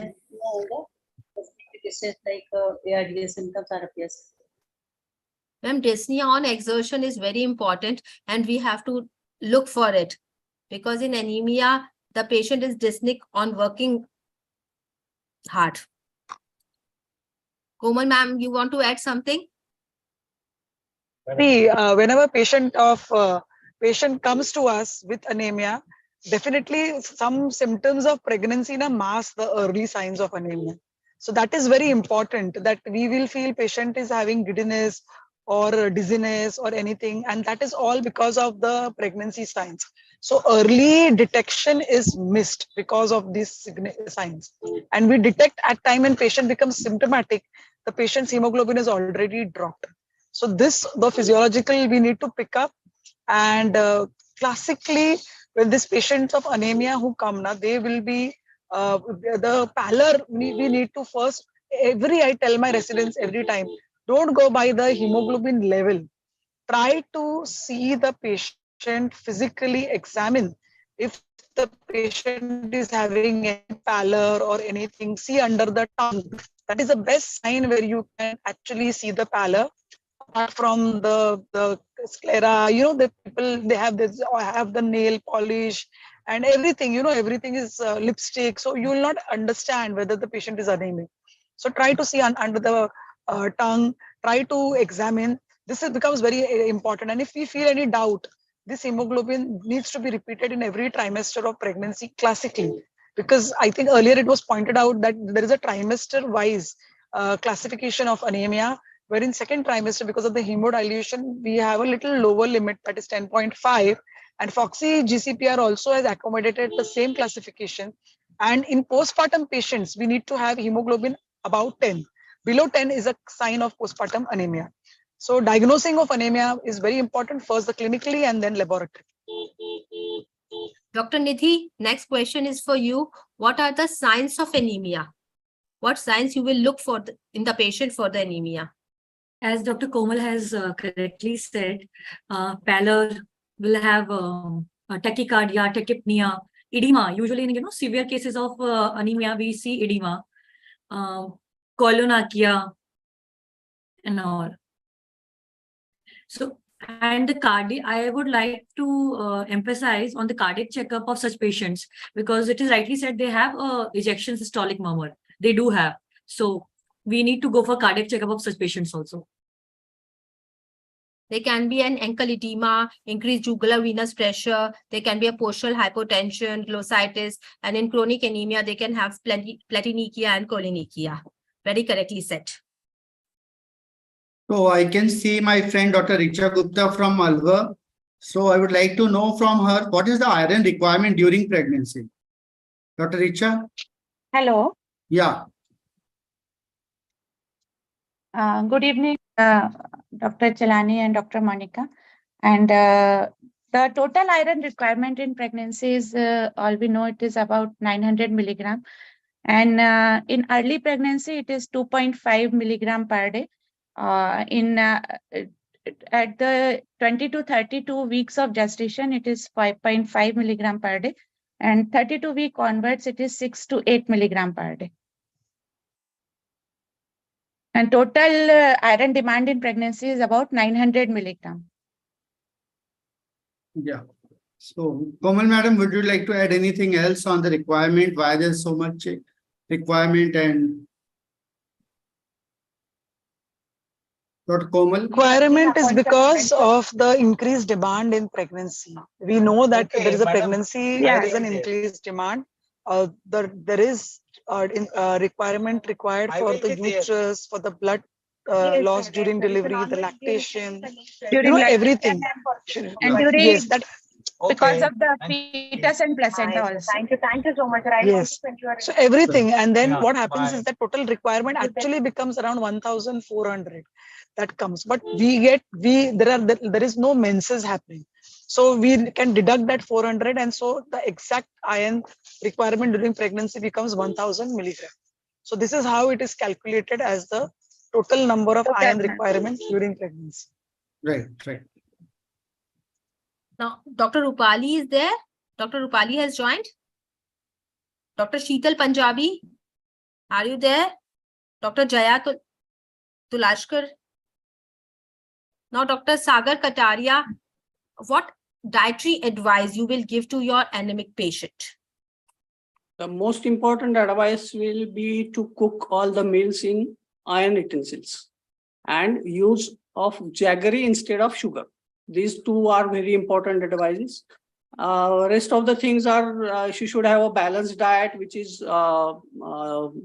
rich in proteins and all the minerals. For iron, she should have green leafy vegetables, cabbage, and all the millets like jowar and bajra, and whole wheat. She should eat all the whole wheat things instead of maida. And if she is non-vegetarian, she can have ham, chicken, beef, pork, seafood, and she should eat a lot of fruits and beans. Beans are also very good contents of iron and all the vitamins. And in the vegetables, the most important is spinach. As we have heard in earlier lecture that spinach contains all the essential nutrients like iron, calcium, and all the micronutrients. So best advice I will give is to have a palak paneer with a whole wheat bread or whole wheat roti at least 2 or 3 times in a week. So what advice you will give? What she should not take, which hampers the iron absorption? Because we know vegetarian diet is rich in iron, but absorption is very poor. Yeah, iron absorption is hampered by the phytates and the caffeines and tannins, oxalates. So she should not eat tea or coffee immediately after any meal, and she should not take iron along with calcium or the calcium-rich foods like milk derivatives. She should also avoid antacids because they also hamper the iron absorption. And the iron proton pump inhibitors like pantoprazole, omeprazole, which patients are routinely taking, should be avoided when she's pregnant. And whole grain cereals, which contains phytates, should be avoided for improving the iron. And one more is she should take a lot of vitamin C, like she should take guava and lime juice, and it will improve the iron absorption. Yes, Dr. Dr. Sagar, this is very, very important. Counseling part is very important. We just cite iron and calcium, and we should advise them that they should not take it together, and they should not take tea and coffee also. And as you rightly said, they should take citrus fruit along with it. So that counseling part is very, very important. Sometimes what happens with our busy OPD, so many ANC patients, we just write down calcium and this thing iron, and we forget to tell them how it should be taken. So, Dr. Jagriti, how you will treat this patient? I just advise a piece of gur and chana. Exactly. To the patient. Ki bhune hue chane with a piece of gur you take daily. That is very economic, and any patient can afford it. That can help with the protein requirement also and iron requirement also. Exactly. So, Dr. Jagriti, how will you treat this? What will be the line of your treatment? How will you treat this anemic patient? Yes, so first and foremost, we will advise her oral iron, and various oral salts are available. But the daily requirement of oral iron, she should take 100 milligram of iron per day, and till 3 months postpartum also. If she is unable to take oral iron, or if she has got some other problems like malabsorption or something, and if she is unwilling to take, then we can suggest a parenteral iron also. In that, there are various molecules, but at present we favor is the ferric carboxymaltose. Calculate her iron requirements and give accordingly. And if she is less than 7 grams, if she is about to deliver or something, or about to abort, or if she is in failure, and then only blood transfusion is required. And that also nowadays we advise PEG cell volume. So that would be the line of treatment. Dr. Nidhi, what is WHO recommendation for oral iron? What WHO recommends? So usually for oral iron, it is 60 elemental iron of 60 milligram per day. And for folic acid, it is up to 250 microgram folic acid daily for first 6 months. And usually it goes up to 600 also, the folic acid. Yeah. And 100 milligram of elemental iron with 0.5 mg of folic acid in second half of the pregnancy for almost 100 days is actually a requirement for the oral iron. So for the oral iron, the contraindication to the oral iron therapy is intolerance to the oral iron, advanced pregnancy, non-compliance. And how we see if the patient is improving, she feels good, her looks are improved, she would have better appetite, reticulocytes improved, and there is a rise of hemoglobin from 0.8 gram per deciliter per week. So Dr. Nidhi, she is a good friend of mine from Katni. I would like to ask her, which iron preparation you prefer to give? Sir, I usually prefer ferrous fumarate one. Another one is ferrous sulfate, definitely the cheapest, but still ferrous fumarate has a better absorption and less GI effects. And I always tell them to avoid it with the calcium. So I usually change the timing of the calcium and iron together. And one piece of advice I always give them, take half piece lemon every day. So that's it. Anything else? Ascorbate. Yes, sir. Ferrous ascorbate. Yeah. Nowadays, ferrous ascorbate is preferred because of its less side effects, and it also contains the ascorbic acid, which improves the absorption. So, but it is very costly. We can get nowadays, few companies are offering around 5 rupees, which is same as fumarate. Okay. Komal ma'am, in this I'll need your advice, which you will prefer, and which is more common in government setup and which is more in a private setup, and what is the reason for that? Yeah. See, giving iron is very important. I think all the iron preparations will cause equal rise in the hemoglobin level. The compliance is an issue because of certain preparations having little side effects. So that is the reason people drop out on the iron therapy. Ferrous sulfate is available at all government setup. It is freely available, and it is for free. The patient doesn't have to pay. It gives equal action, but the thing is, the people don't take it because of the side effects. They need to be counseled that you're going to get black stools. There is going to be some taste or any gastritis like symptom.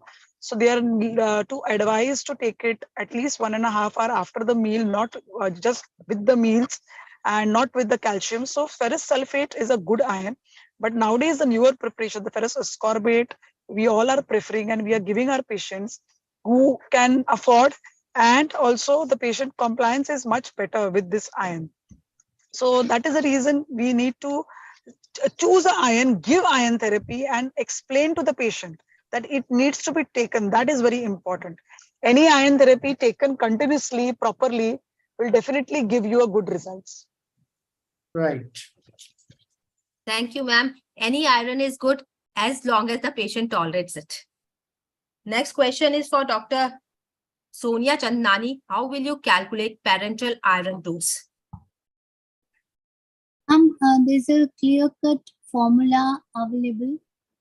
We have to multiply 0.24 into body weight in kg and the hemoglobin deficit, and add 500 mg of iron for the stores.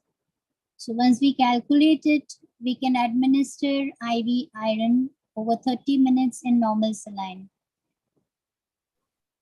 The simplest one is we can just multiply the iron deficit by 250 milligram. That is much easier to do, I think so, because we are not that good in maths. So we can make a rough estimation, and then we can administer the iron. Perfect. So, Dr. Madhubala ma'am, what are the indications and contraindications for parenteral iron therapy? The indication is the contraindication for oral iron therapy, and Parenteral, yeah. those patients who are not tolerate and contraindication for oral iron, and patient not cooperated for the oral iron, and they have sometimes much more gastritis and not tolerating even the simple form, any form of iron, then we can parenteral iron therapy. And malabsorption syndrome is also very common in India, and sometimes patient taking iron regularly but still not improving her hemoglobin, then we can add parenteral iron, and that also gives good result to the patient, and iron is hemoglobin is improved by around 10 milligram. Then we have to add parenteral iron therapy. Yeah. So we should be a little bit careful about the anaphylaxis reaction. We should give the test dose, and that's the main thing is there. With the iron sucrose and FCM, we don't have much more reaction. Very rarely having iron reaction, and they are also very good with the both iron sucrose and with the FCM. Dr. Risha, what are the side effects of parenteral iron therapy? First and foremost is, as Dr. Chelani said, that anaphylactic reaction. So we should always give the test dose, and we should not give it neither very fast or not very slow. Some cases at fever, arthralgia, and skin rashes, and in some cases we also see lymphadenopathy and local pain. But the main is the anaphylactic reaction. And with the iron sucrose, it is seen, but with the iron carboxymaltose, we did not see this anaphylactic reaction. Yeah, so most of it you have covered, but still, Dr. Jagruti, which injectable iron preparation you will prefer and why? Generally, now we prefer FCM, that is ferric carboxymaltose, and we do not do a test dose also with it. The intravenous dose, generally, it's available in 10 ml vials, 50 milligram per ml. And as we calculate the dose, it is given in 1 gram. You can give 1 gram in 100 ml of 500 ml of saline over a period of 15 to 30 minutes, and repeat again 1 gram after 7 days. Right. None of you are using iron sucrose. It is comparatively a cheaper option. But iron sucrose is the cheaper, and it is used frequently, and also in government setup. And we are using when there is financial constraint in those patients only. Because iron carboxymaltose is very costly for, it is not affordable for middle class people. But there are no minimal of side effects. 200 mg repeatedly, and in FCM we can give a higher dose in one sitting. So if the patient has a cost constraint and is willing to follow up, then we do give iron sucrose. Right. In MP state government has incorporated ferrous carboxymaltose in the district hospitals also. So it is now available in the district hospitals too. Great. But in Rajasthan, only iron sucrose is available in government hospital, not carboxymaltose. Okay. Ma'am, what is your choice, sucrose or carboxymaltose? If patient is affordable, then carboxymaltose. I think we should not check the affordability, but we should check about how it is going to give the impact. We need to recommend the best for our patients. So I feel iron sucrose is a good injection.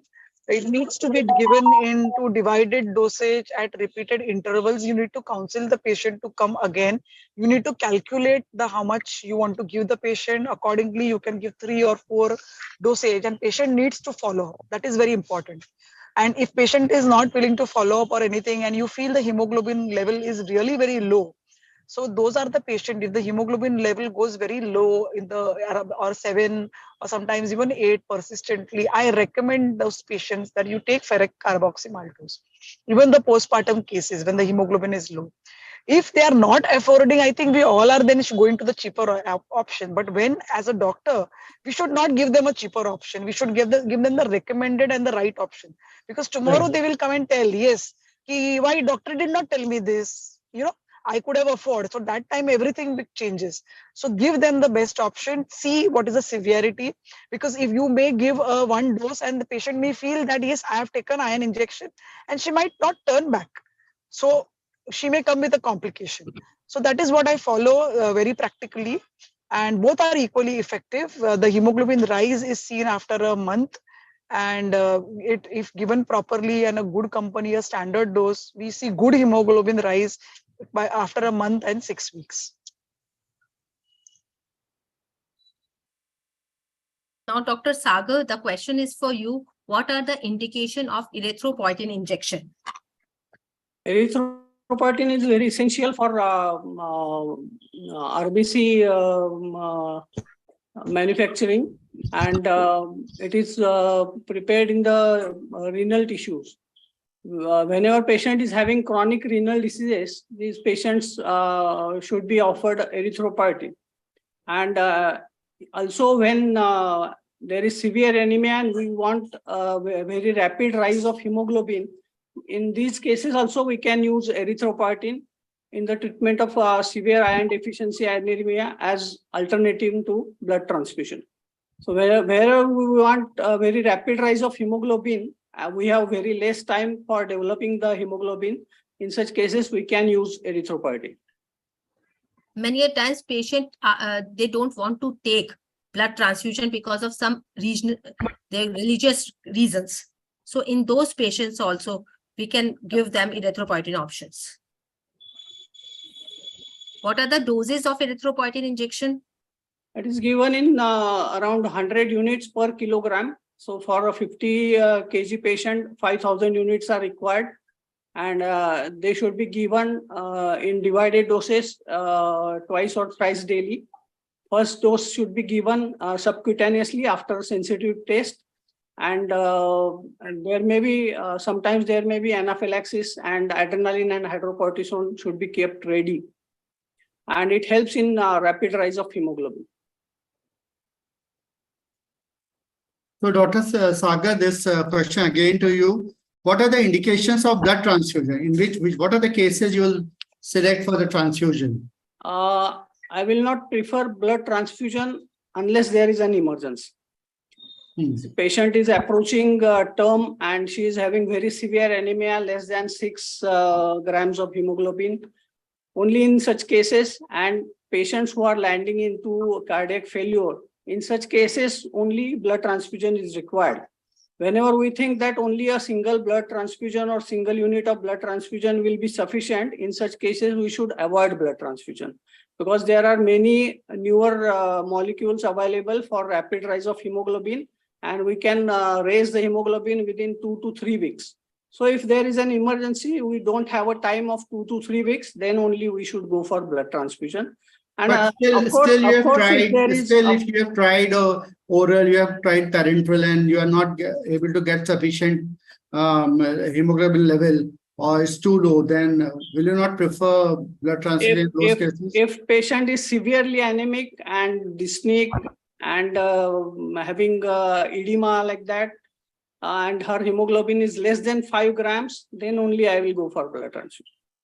When there is acute blood loss is present, and if you want to do any procedure, then also it is indicated. In case of antepartum hemorrhage and postpartum hemorrhage, of course, in all the cases of hemorrhage, we have to go for blood transfusion. I am talking about only anemia. If the patient is going in CHF because of anemia, very, very low hemoglobin, then we have to go for a blood transfusion. Yes.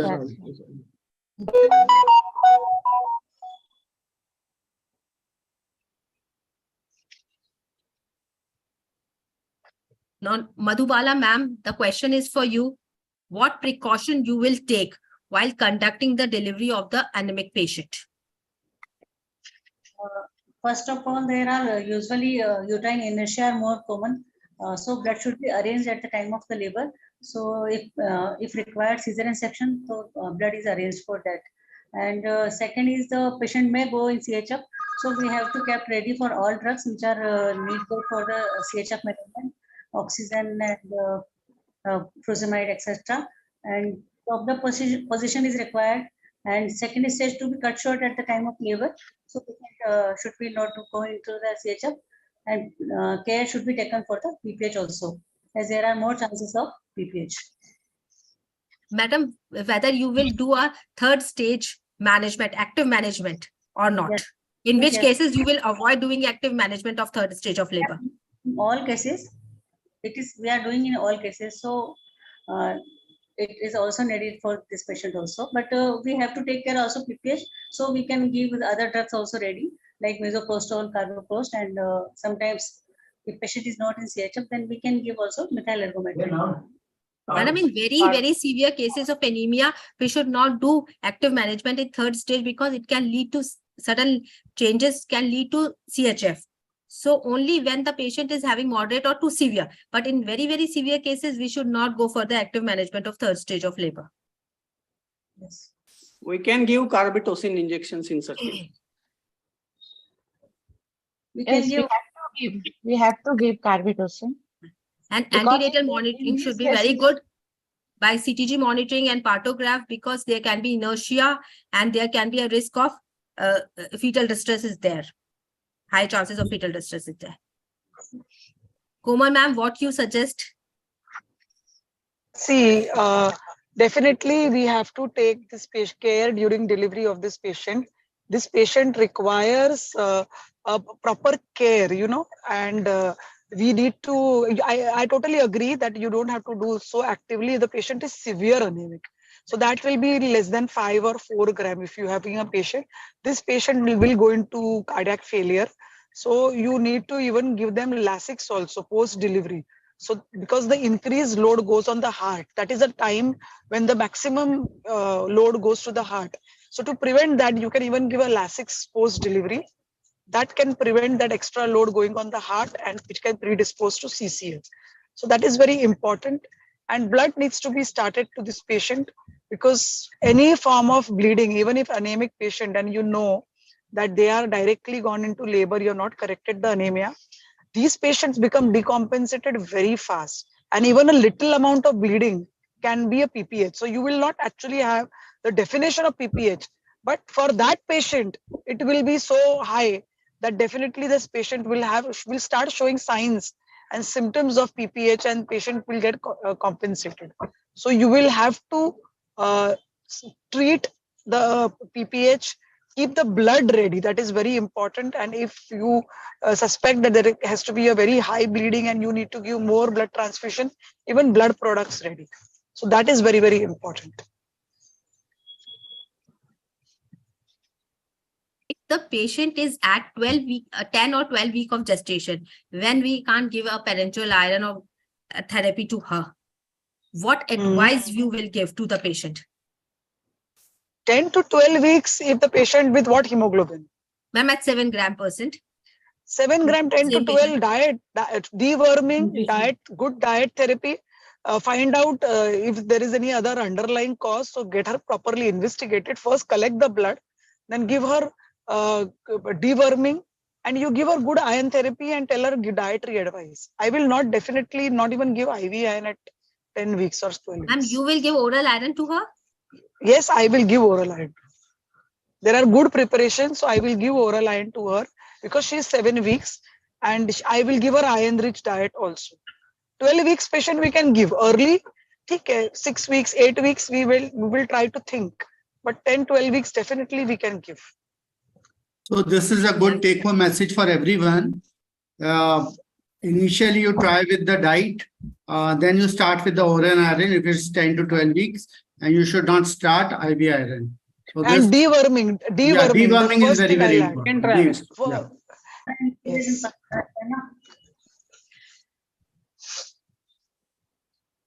So this is a primary patient referred to a tertiary center at 32 weeks gestation with hemoglobin of 7 gram%, no improvement after 2 courses of parenteral iron therapy. So The first thing you should check which brand parenteral iron was given. Yeah. So I don't. So And sometimes how it was given. sometimes some brands don't work. So we get this very common scenario. So let the panel answer. I will add into it. And So also, Dr. Nidhi, how you would like to investigate this case? Sir, complete hemoglobin count, the peripheral smear of the patient, electrophoresis, definitely I would like to go for to rule out thalassemia and all. And I would also like to go for iron studies, sir.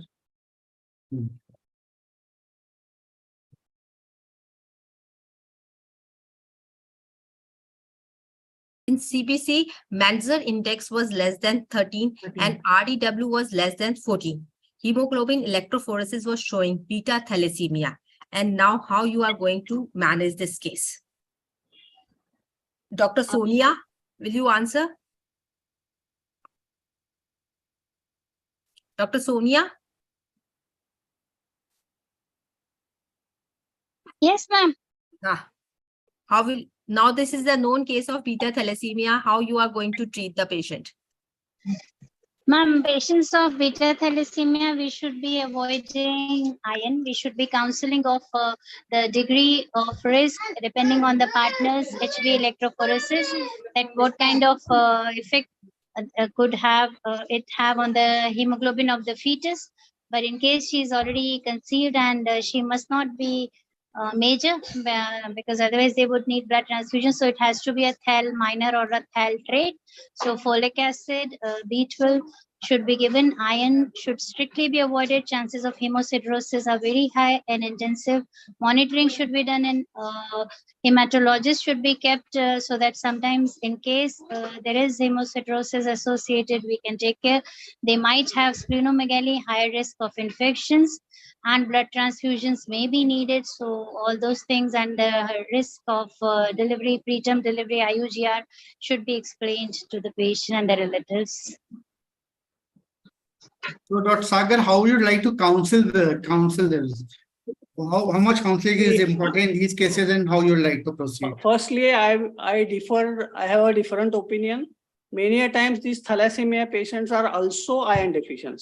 And so we must do iron levels or at least ferritin levels, and accordingly we should decide whether to give iron or not.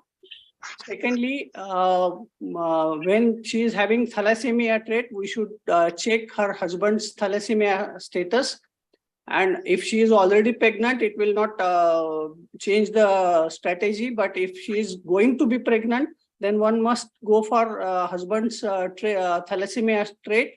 And if both are positive, then we must counsel about thalassemia major, its complications, and how it affects the life of the baby. And we should counsel accordingly. Whenever she gets pregnant, she should go for chorion villus biopsy to see whether the baby is affected with thalassemia major or not. And if she is 10 to 12 weeks pregnant, we should go for chorionic villus sampling. And if she is advanced pregnancy stage, after 16 weeks, we should go for amniocentesis and see whether the baby is having thalassemia major or not. And if baby is having thalassemia major, we may offer her MTP. And if baby is only having trait, then we can continue. Thank you, Dr. Sagar.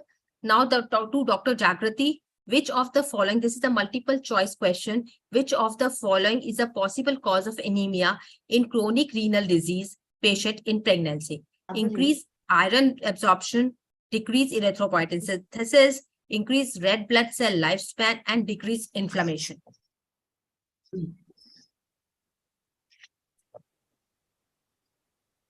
Dr. Jagrati? Sorry, madam. Yeah. So because the kidney function is hampered, the kidney becomes is not able to produce erythropoietin, and so poor erythropoiesis is there, which is again reflected by reduced iron absorption. so there is decreased erythropoietin synthesis, and also the red blood cell lifespan also decreases. And because of inflammation also in these patients, it is hampered. The red blood cell production is hampered.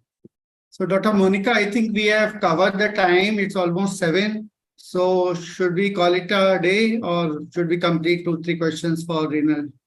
So just quickly, we can go for that. You just go directly tell the answers to the panelists and all. So just 2-3 I think in questions. 5 minutes. Yeah. In 5 minutes, we can finish off this. So at we'll least be we can very finish quick. off this It's question. 2-3 question on renal disease. So how renal disease causes anemia? Anyone can answer very quickly.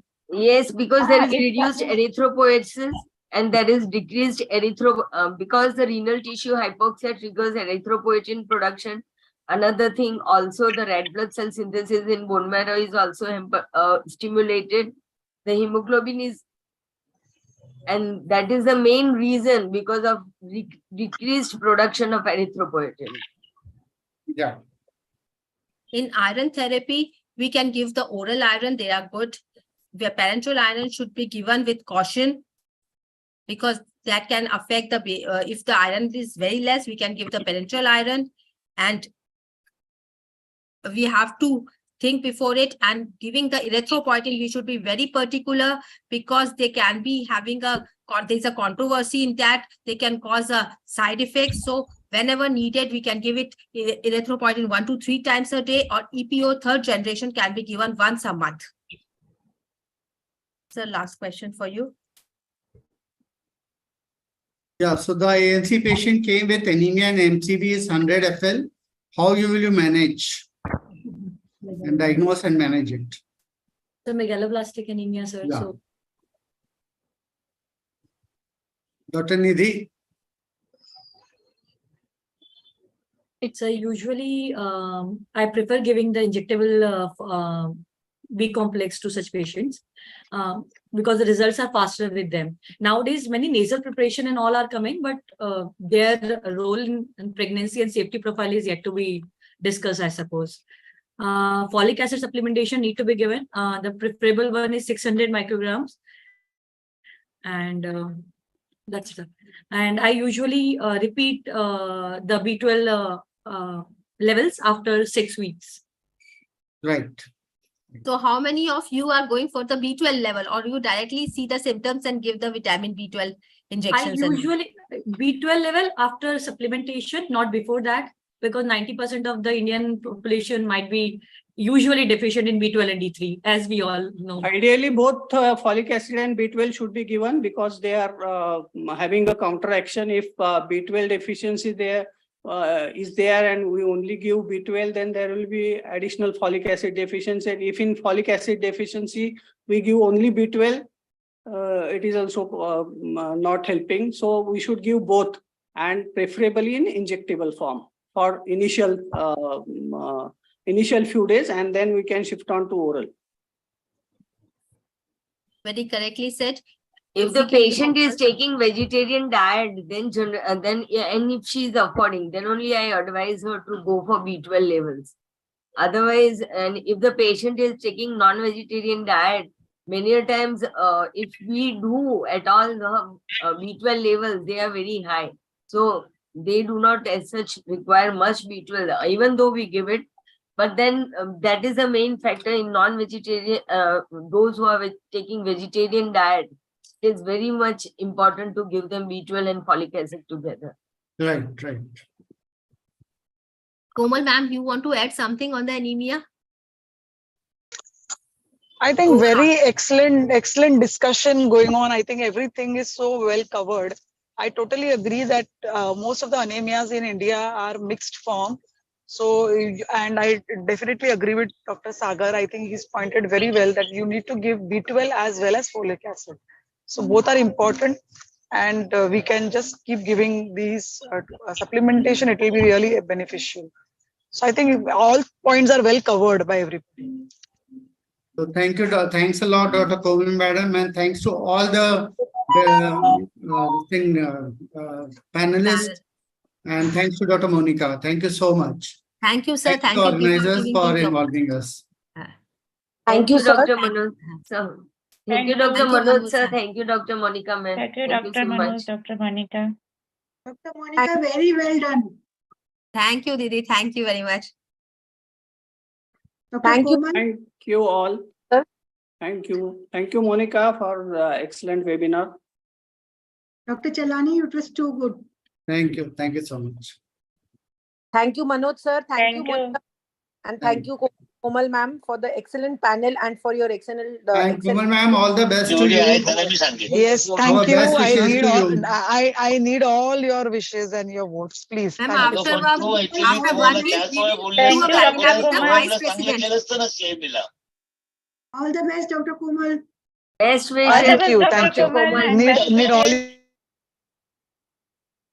Thank you all. Thank you to all the panelists for that excellent panel discussion. Thank you, Monica ma'am, Manoj sir, as well as Komal ma'am. Monica ma'am, if you could please give the vote of thanks as well for the webinar. Thank you, everyone. Thank you, the guest of honors, our chief guest, Dr. Monica, Dr. Shatabdi, Dr. Vedhei for organizing such a nice webinar. Thank you, Komal ma'am, Sneha madam, Varsha madam for attending and giving us blessing and important tips on the anemia. Special thanks to Sunita ma'am, who has given such an excellent talk on the blood banking, human blood milk banking. And thank you, Taru Didi, for the excellent talk on micro and macronutrients in pregnancy. Thank you, Manoj sir.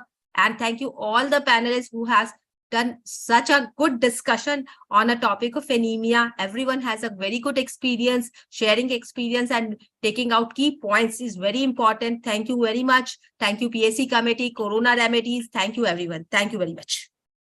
Thank you so ma'am. much. Thank you. Thank you. Bye. Good night. Good night. Night.